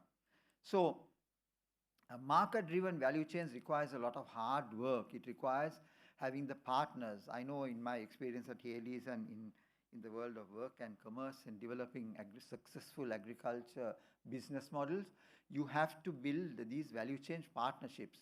You have to work with the big guys like McDonald's and Burger King and Subway, like what I did in developing the pickles out of the kakiri or the small gherkins. So you have to win the confidence of the McDonald's and the Burger King, and then private labels will come to you. then you got to go down into the market, and in the dry zone of Sri Lanka, you have to have sustainable growers who have sustainable practices to produce gherkins right throughout the year, the right qualities, so that if somebody in a laboratory at McDonald's or Burger King or Subway tests a pickle, it has the perfect crispness, the perfect taste, and the perfect characteristics without free of any residues of fruit flies that might have got into the gherkin. So huge task to be done there. So these value chain partners can be very, very strict. But once you win, then it's very easy to access global markets. Not only global markets, even in Sri Lanka now, supermarkets are becoming very fastidious about quality requirements. Very soon the Pollers and other small shops that are selling produce in value-added forms, you can see a lot of products that are now available that are in packaged forms that have got all these characteristics of value chain partner requirements. So focus on logistics is important, and that's another area in Sri Lanka. The cold chain, we don't have sufficient storage systems for storing commodity agricultural produce, reducing the food losses so that it gets into available for production in an economical way. So I mentioned about the forms of value addition. This is a very quick list: dehydration, supercritical extraction, blending, powdering, pulverizing, blanching. These are very basic things. There are various other forms of dehydration that can convert products into value-added forms, either ready to eat, ready to drink, intermediates, ingredients for processing industries, or as finished products as well. So these are some of the interesting successful stories that we have seen from Sri Lankan value addition. This is still very much the tip of the iceberg. There's a lot of possibilities apart from dehydrated fruits and vegetables, the fruit juices and beverages, lots of interesting brands. Today you can see people are using the internet, and small-time people are starting to do this. But I'm afraid sometimes the qualities and the processes are not strong enough. This is where science needs to lend a hand. For example, organizations like the ITI is doing some work, but there has to be a good, strong, concentrated engagement by scientific community to support all of this value addition that can help to take off. Processed spices is a very interesting area. Piperine, various types of spices, apart from the Ayurvedic products, can be processed into ready-to-use, ready-to-apply forms as intermediates or finished products. So processed spices, and Sri Lanka has a strong history of tradition, a strong tradition and historical advantage with spices. As Nilvana's slide again shows, the Arab traders and all from Sri Lanka was known for spices. Today in Mexico also you find various, even in Egypt, mummies and all are preserved using some of our spices, right? So apart from the food. Processed yams, that's another big one. We have got enough of manioc, starch, various types of sweet potato, the yams that can be processed. A lot of interesting, exciting opportunities. Apart from that, there is the traditional value-added teas. Sri Lanka is still not very strong in this. We can add various other ingredients into the teas, like moringa powder into the black tea, or various other chamomile, the fruit flavored teas, etc. A lot of interesting work with rice and specialty rice. Sri Lanka can produce a lot of value-added rice. There is low GI rice, health food rice, glycemic index 36, 44.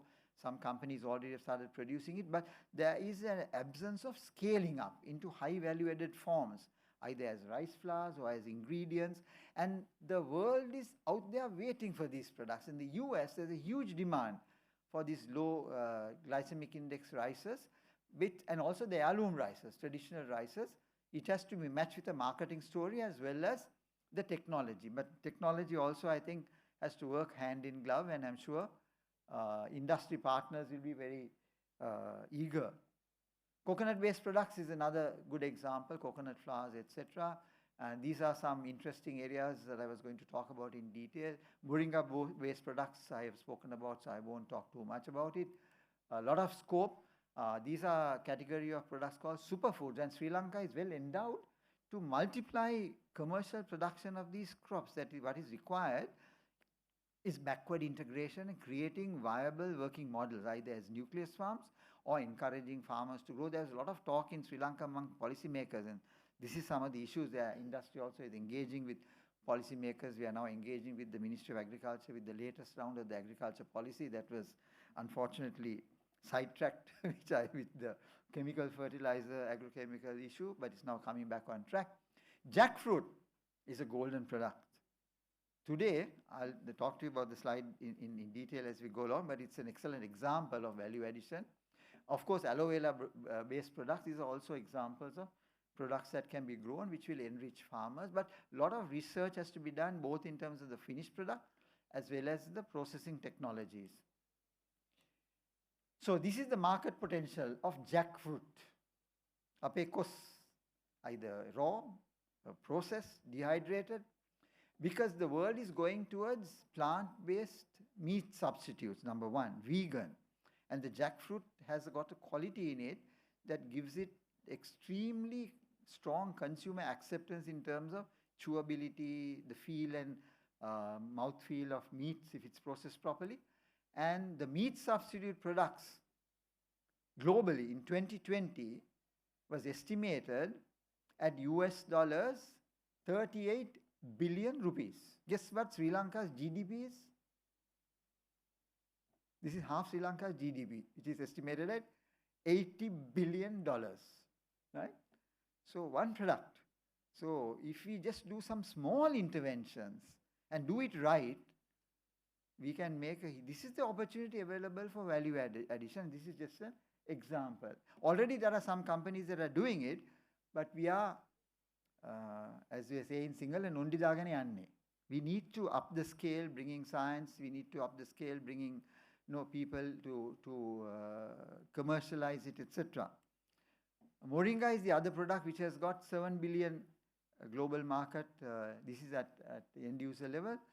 Aloe vera also very strong, as well as stevia. Now, for example, even the jackfruit has got sugar allulose, I think it is. I can't remember specifically, but stevia is a product that can be grown in Sri Lanka. It's a sugar alternate, and that again is estimated 15. So all of these together is about the size of Sri Lanka GDP, 4 products. So this is just to show that if we do something, and this is Sri Lanka-centric products, we can make a huge transformation through this value addition to our society, to our farmers, and to agricultural landscape, and most importantly, giving this 30% of our population a chance to become agricultural entrepreneurs, to be scientists in some form, and to engage in society in a meaningful way. These are some of the other crops I spoke about: Ceylon cinnamon, moringa. So sustaining value addition requires certain important characteristics, and that is a key point here. Mutually rewarding partnership between the scientific community and industry, between farmers and growers, etc., coming together, and most importantly with customers, whether globally or locally, so that there are various instruments. For example, Sri Lanka is currently talking about export houses to get all of the big companies and mid-sized companies, SMEs, to be the front-enders for value-added products that is produced by SMEs and local farmers together. But still we are many steps away. But the scientific community can play a very strong role, including both the science of food and agriculture as well as the process engineering side. So continuous marketing intelligence is very important. So as I said, grow to a market. You have to visit the fairs, and you don't need to visit the fairs as much as I used to do globally. Today you can do virtual. With COVID, you can go and visit all the fairs in the world virtually. And you can go to even Expo, you can visit in Dubai virtually. A lot of people who can afford running to go and look at Expo with all the restrictions. But you need to have the ability to gather market intelligence and a lot of effort. So the value, the base has to grow, the production base. So for that, agricultural productivity has to improve across vegetable sector, the spice sector, all the important sectors that I spoke to about. And the continuous innovation, the culture of innovation, picking up signals, even if we don't have a product ready, if you look at signals in global markets as to particular types of foods, for example, sauces or additives to sauces. I know with the gherkin offcuts, we used to make relish, which is the base for the tartar sauce. You mix it with mayonnaise and you develop an excellent base for tartar sauce. So you need not innovation, you need some clever, intelligent minds working together with scientists and the marketeers and coming up with this continuous improvement, including the process improvement to reduce costs. So cold chains is very important because otherwise we waste about 40–50% of our agricultural produce. So cold chains, localized solutions, solar-based cold chain solutions that is available, that is affordable to farmers. Bangladesh is an excellent example of community-based cold chain systems where farmers can come and rent out. I remember 1990s I visited Bangladesh. They set up NGO-based storage for potatoes, cold storage system. It was finely tuned, and then that is now replicated. There are over 300 such things which has really helped to improve Bangladesh potato product, one product. So much of Bangladesh is now exporting potatoes to Singapore, to Frito-Lay and the big brands. Sri Lanka, we still don't have a fully operational, good cold storage system. So we need to think innovatively to come up with affordable solar-based village-level units of solar systems. It's being tried, but there has to be some facilitating ecosystems for investment. Yeah, that's another issue. We won't talk about the economics and the politics of Sri Lanka, but all of these, as Nilvala says, the jigsaw, the puzzle, everything has to fall into place. And of course, financing and investment. There is no dearth of financing and investment of agriculture because the return on investments can be very high, even though it takes a long period of time. It's just that they have to be crafted in a clever way by securing the markets, and it is possible to do that. And of course, nurturing agri-startups. That's a clear way to support the value addition sector in Sri Lanka. So I hope I've shared some initial thoughts. I'm sorry it's been a long day for you, but I'm sure I have given you some food for thought that we can use to distill and make Sri Lankan agriculture through this value addition paradigm really support not only the farmers but also create what I call a new agriculture, and all of us can benefit from strongly. So thank you very much. Thank you. I would like to invite Mr. Hamid to join me here. Professor Kotagoda, please come on the podium. And both presentations are open for questions now.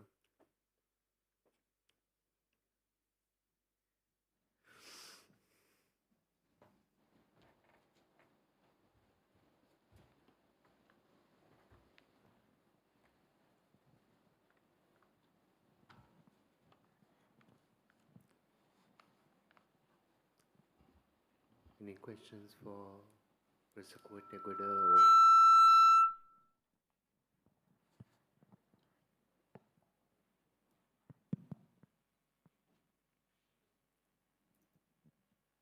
I guess it's always a story between a slip between the cup and the lid. These are all very interesting ideas, but what is what is stopping us from achieving this dream? I think both of you spoke at length about what can be done. Why is it not happening in this country? I guess either of you can answer that question. Maybe I'll give from my experience a quick answer. One is that on one hand it requires enlightened leadership. That if you look at some countries or societies in any part of the world, for example, even a poor country like sometime 30 years ago, like Bangladesh, the leadership there has really helped to not only political leadership across all the institutions, whether it's agriculture or the BOI in Bangladesh, they provided very gung-ho leadership, facilitation, policy frameworks, incentives to transform agriculture. That's on the one hand. On the other hand, I think in Sri Lanka, what we probably have not seen or adequately is forums for key stakeholders to come together to make the transformation.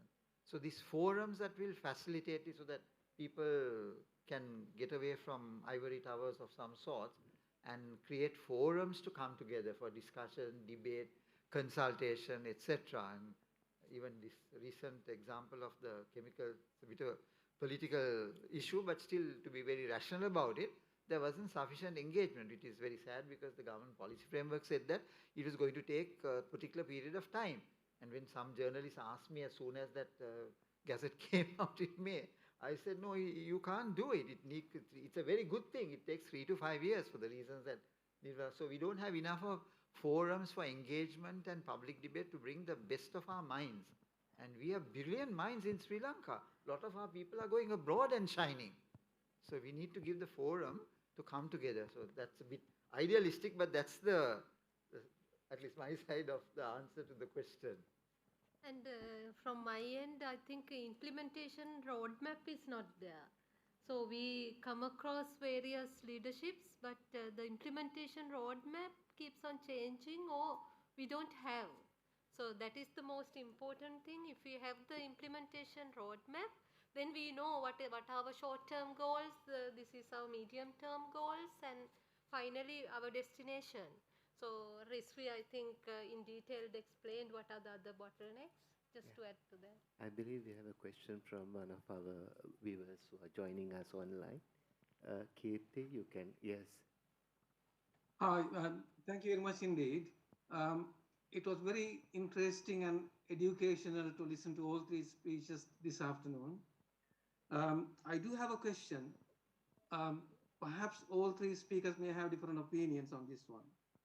I recently listened to a speech by you and some other person, not in the Sri Lanka. It seems that many countries are suffering from soil degradation.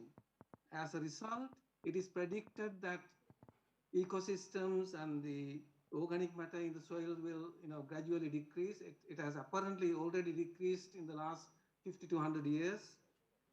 And it is predicted that it may cause serious problems in the next 10 to 15 to 20 years. My question is three parts. Do we have any data about Sri Lanka soil degradation? Is there any concern? What can we do about it? Yes, there is information about the Sri Lankan soil status. This has been mapped and the data has been collected. And that is one reason that organic agriculture has been recommended as a remedy. But if in going forward, that's why I highlighted the importance of having the integrated management system of soil. Of course, it is most of the soils are degraded in Sri Lanka too. So I think by using organic matter together with other advanced fertilizer systems, we can overcome this issue to a certain extent. But we are left with a very degraded soil, except in the hill country and some of the Nuwara areas. Yeah. So thank you very much indeed for that answer. I guess as a country, we need to find a solution to manage this in an effective way. As you said, nanotechnology might help to some extent, but if we are not careful, we could be faced with huge problems with water resources and landslides or whatever in the future. Is that a true concern? Yes, I think water is the next issue that we might face in the near future. So that is again we don't have a policy for management of water, especially the industrial water. So we only focus on drinking water. So it's the time to come up with the industrial water management system as well as other advanced technologies for growing certain crops, especially greenhouse techniques and other the other methods of growing various crops. Thank you very much. I'm just curious if Mr. Sahida has a point of view from a commercial side, how the industries or the commercial organizations should respond to this kind of situation in Sri Lanka. Yes, thank you. I think interesting area. Of course, in today's world, with sustainability coming strong on the agenda, no longer in annual reports of companies, etc., where they have to report on sustainability. It is becoming very much, and it has become very much part of the DNA of companies and in their self-interest to ensure that the environments in which they operate, the physical environment, or in the case of agriculture companies, that there is long-term sustainability for the industry. So it's in the interest of industry to take care of soil, water, and the climate impacts that are really causing havoc. So industry has been doing a lot already, particularly on the water use, for example, the introduction of drip irrigation systems, slow water release mechanisms, greenhouse technologies, rainwater harvesting. I remember I've done a fairly huge project in the hill country for capturing all of the water from the greenhouse roofs and went into a huge pool the size of 2 or 3 large football pools to store the water. So similarly, for even rural urban use also, there is promoting concepts of storing rainwater harvesting, for example, and using modern technologies including drip irrigation, etc. That's on water. Also in the case of some of our cultural or agronomy practices, the Sri Lankan management of the paddy crop requires, I have forgotten, I used to know the number at the top of my head, extraordinarily large volume of water per hectare of paddy. And that's not necessarily required, and insufficient research may be done. Of course, some scientists would say, agriculture scientists would say that with water use you can control the weeds, but then still we use one of the highest amounts of weedicides in the world in Sri Lanka per capita basis. So there is a case for doing further research, and I think private sector also needs to look at that. It's just that the paddy crop is done by small-scale farmers, so somebody has to fund the research on this water use area. But soil is a big one, and that's a real danger, as Nilvada said. So need to look at soil remediation at various forums. Private sector also has promoted this concept of crop rotation. So you move from a particular type of crop so that the soil regenerates. Now, for example, in Europe, solanaceous crops can never be allowed, like potato or can be in one plot of land continuously. Whereas Sri Lanka, we don't have. The case which we are supporting from private sector of agricultural zoning. So you grow some crops somewhere and then you rotate it. So these are some measures. So it's just that private sector is involved, but everybody has to come to work in partnership. So I think the good thing is that private sector is self-enlightened now, that it is in their interest and industry's interest for long-term longevity to, even SMEs are very concerned at various discussions and forums this comes up. So good question. Thank you. I believe thank you very much indeed for that answer. Thank you. Yeah. Thank you, Katie. We have a question at the back.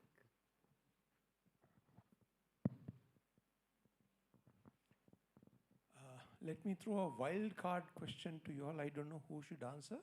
But before that, let me congratulate Professor Kortegood for doing some marvelous work, especially on a patent that had no prior art. I had never heard of a situation like that before, which is very encouraging. Professor Kortegood also spoke about how we use nanotechnology to nourish the plants, which will in turn nourish us. This is the wild card part of it, and I don't mean to throw under the bus the seriousness of this entire process. Fast forwarding, say, to about 100 years, will there not be a situation where you come up with nanotech type remedies to feed the nutrition directly to the human being? I mean, the idea of agriculture is you grow acres and acres of land using massive amounts of fertilizer, with these nano or otherwise, and we use the harvest to feed people. People have two requirements in food. One is to satisfy their craving for flavor. Other one is nutrition and energy. So isn't it easier to shortcut this entire process by using nanotech to come up with some sort of pills for all these things? Let's keep the flavor part out. What do you think would be the situation 100 years from now? Rather than looking at incremental development and progress and going down the same path that the developed countries are going, if we try to look at the situation in a totally fresh manner, this was what came to my mind. If you all can answer that question. Thank you. I think it is an out-of-the-box thinking, and I really appreciate your thought. Just let me go back to 100 years back. People never thought when the population is doubled that they can feed the nation, considering the yields that was obtained at the time. But with that, there were genetically modified GM food and various other ways of improving the yields. So, same question you ask in today, in 100 years' time, can we come up with an alternative method? I would say yes, but yet there is no foundation to do such a change in 100 years. But I must highlight in the space exploration area, space technology, nowadays these types of pills and other value-added products based on nanotechnology, nano delivery systems are already available. So it gives us a clue in 100 years, this is the way to go forward. Is there no scientific discipline that has already been identified that is working on this on a massive scale rather than on the space exploration? At least I haven't come across any discipline where there is a foundation to change this in a very significant way. Right now, everybody is looking at how to improve the current yields into the next stage, incremental increase. Excellent question, Anura. If I could give again an out-of-the-box thought to your question, and that is that I think excellent idea is that if you have in a nanoscale the right nutrition, and if you can make the taste bud and the mouth feel of what you eat also comparable with the traditional food. The only thing I'm thinking about is that people might miss that social interaction of sitting at the dining table or enjoying a meal together, or and eating it hemming kala, that type of thing may be lost. I don't know. If we are willing to change our lifestyles, then maybe that's going to happen. People might have not time for each other. Husband and wife or families might not have time to sit and eat. So quickly pop a pill and then run and go out to work. If that's the way the world is going, then definitely this needs to be made available. Yeah. Recently there was a specific food item where you can enhance various flavors based on the microwave power supplied to that food item. So it was a drink done in a laboratory, but you can enhance various flavors accordingly.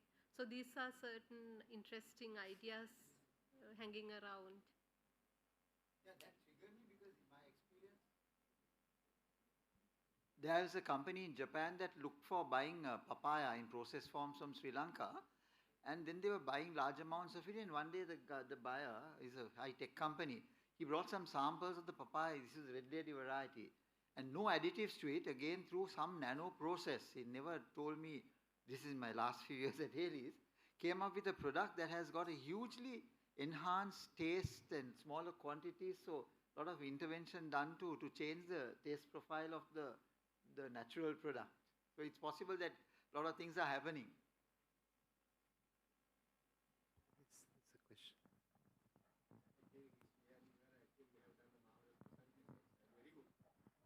Being an agriculturist, I work more than 25 years in this sector, and we have different discussions with different forums, right? And we know actually Sri Lanka is a very small country. It's only 65,000 square kilometers, and also Sri Lanka is well nourished with several resources. But in my opinion, is Rizvi, actually we have not yet identified a real value of this country, right? If we go to our traditional systems, we have well-established traditional systems, right? Well-established crops, well-established farmer training system, right? But now, actually this agriculture is coming only the commercial scale, right? We are always thinking how to do commercial agriculture. We are not thinking about how to do sustainable agriculture, right? That is the difference I have observed during past 25 years, right? Most of the agriculture students who are coming to the university, they are deviating other courses, right? Actually being agriculturist, I know that some of the universities, I am doing their first lecture. In this lecture, they are telling we have no any idea about the agriculture. They did biological sciences, they try to go medical, try to go dental, try to go vet, but unfortunately, they are coming to back agriculture, but they don't know anything. They don't have any idea about the agriculture. Then within 4 years in the campus, can someone develop agriculture? No. That is a myth, right? We have done more than 10, 15 years. We have studied agriculture in the school, and we have studied that in the diploma courses. We have studied in universities, and we have get experience from the different places. That is how we have to develop agriculture in this country. Actually, you can see it is very sad to tell. Now, in India, if we take India, they are producing farmer organization system, very good established one, right? Now they are, you know that micronutrients is the main problem in all over the globe. But now they are identifying traditional grain varieties, traditional fruit varieties, traditional legume varieties, right? Traditional other medicinal crops. Now they are formulating all those things in the large factories with the support of private and public sector. And they are freely delivered to the schools because of to prevent the malnutrition problem and to make a healthy generation, right?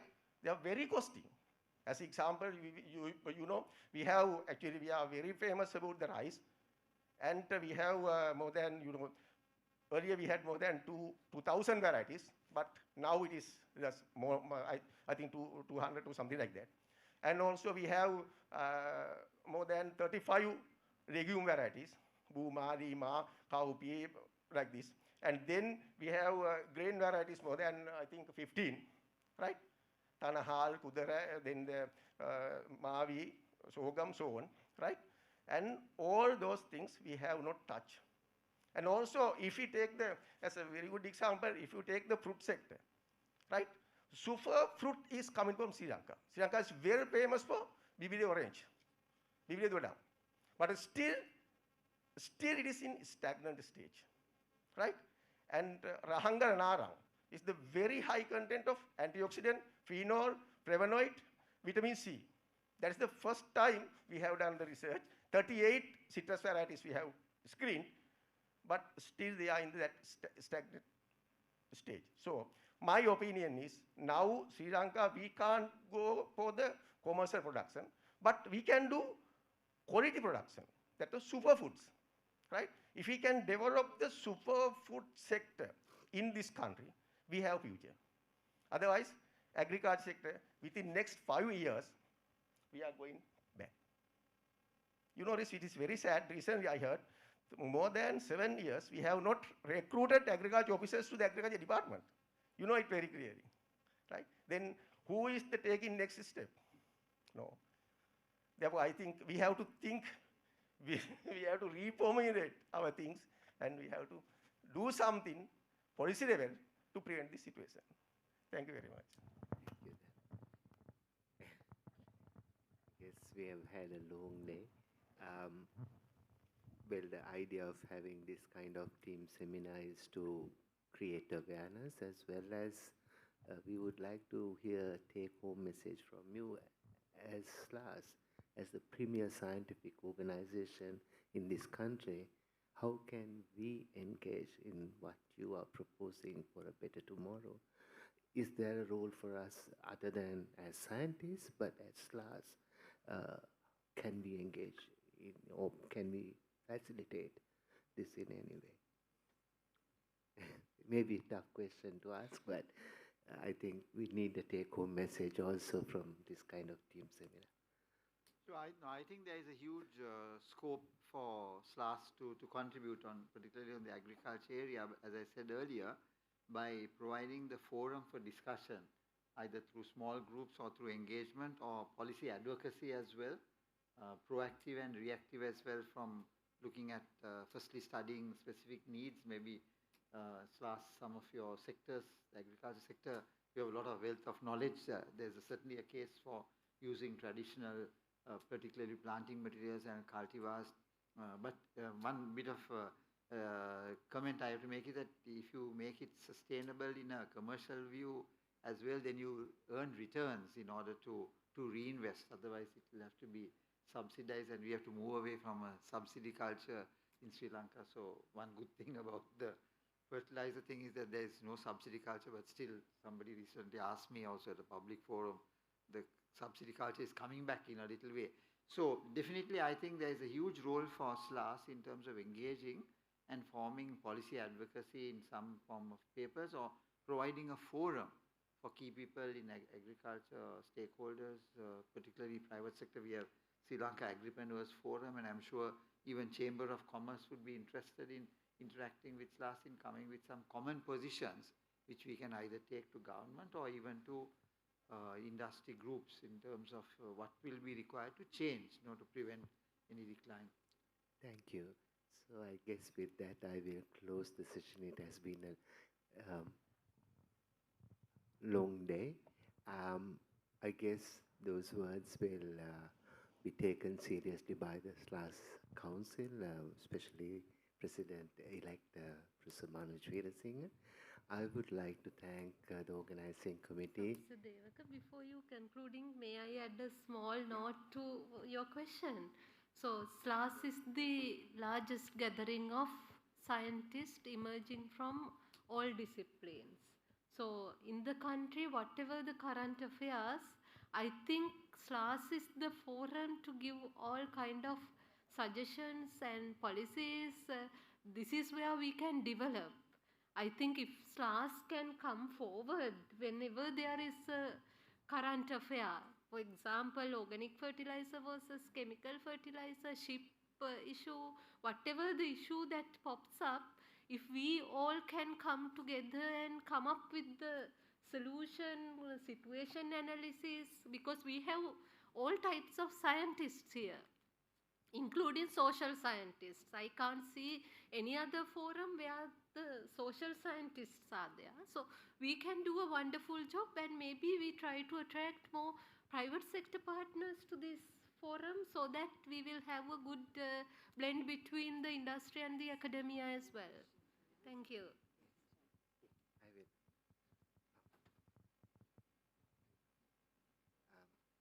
Before I close, there is a question via Zoom. It is for Professor Kotegoda. I'm interested in preservation of medicinal plants of Sri Lanka. How is your university helping the producers of these plants connect with local,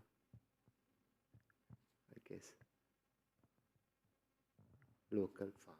Yeah, I think they are working on medicinal plants, and they're asking whether the University of Sri Jayawardenepura has any program to support them. Well, preservation, I think we don't have, but I think ITI can support. We have a medicinal program, but preservation I'm not aware of. Maybe I can direct the question to ITI. So they're basically asking us to slow down the export of these plants to other countries for making value. Yes, I guess it's probably more down your how can we make value addition to medicinal plants rather than just exporting it? No, I think that's an excellent question. There is a lot of potential, particularly even if we can't sell the finished product from those plants.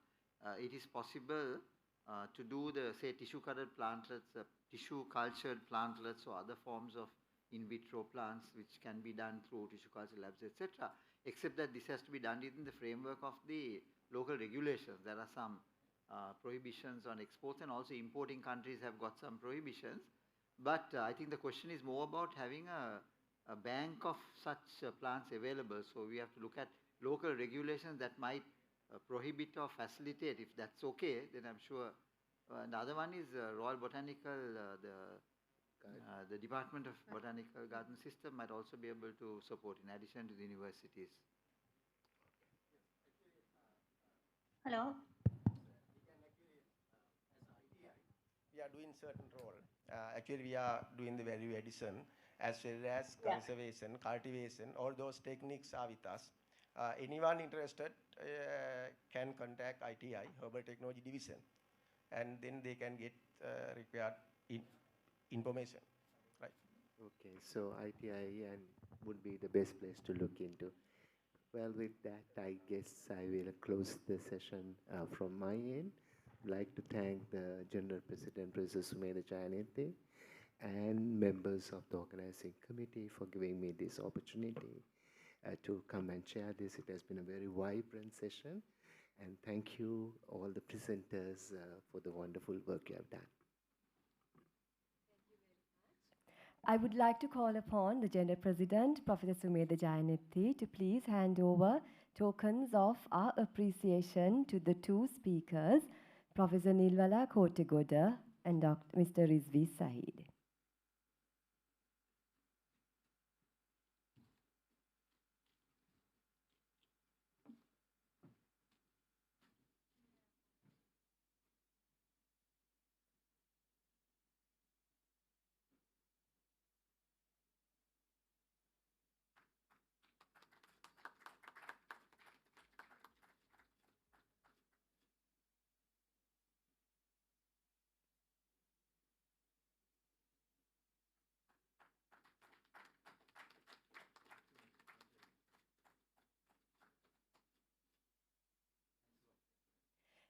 Thank you very much. And now to propose the vote of thanks, I kindly invite Professor Manuj Veerasinghe to the podium.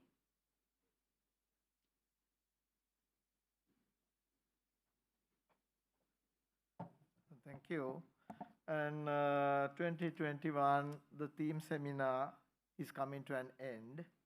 And I personally think if you look at the proceedings for whole day, we have achieved our objective. The objective is to not to just to update, but to make or show the direction for the future. And that is exactly what happened in the last session. And I thank all our resource persons. 6 of them were with us, and a couple of them were online. Others joined physically with us. And from morning up to now, all resource persons, I would like to extend my sincere gratitude for their time and the insights given to us in the theme seminar. And I would like to also thank Professor Ranjit Senaratne, who was the guest of honor today, who was with us in the morning and for gracing the occasion. And definitely the National Science Foundation, who supported us generously, and the Analytical Instruments Private Limited also with us in this occasion. And I want to thank FOSMedia and the team for live streaming of the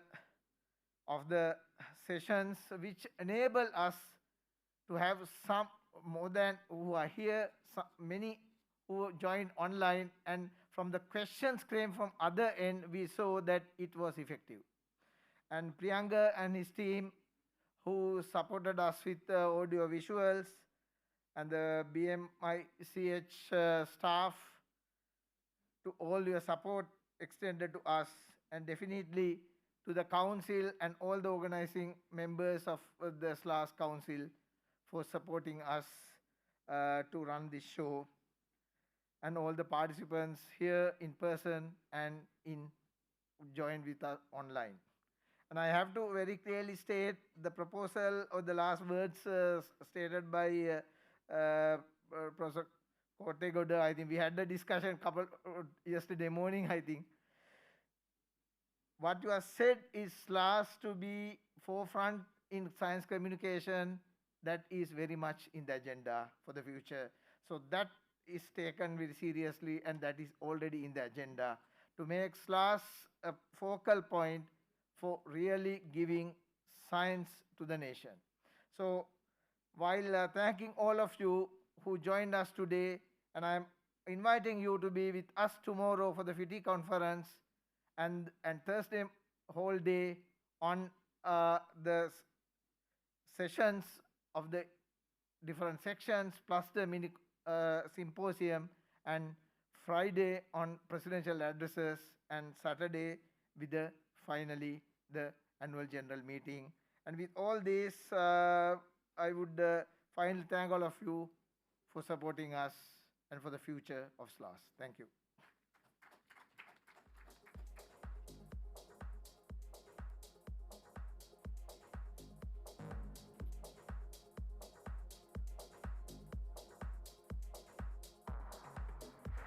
So thank you very much indeed. I hope everyone has a pleasant evening and that you'll be joining us for the dinner as well. Thank you.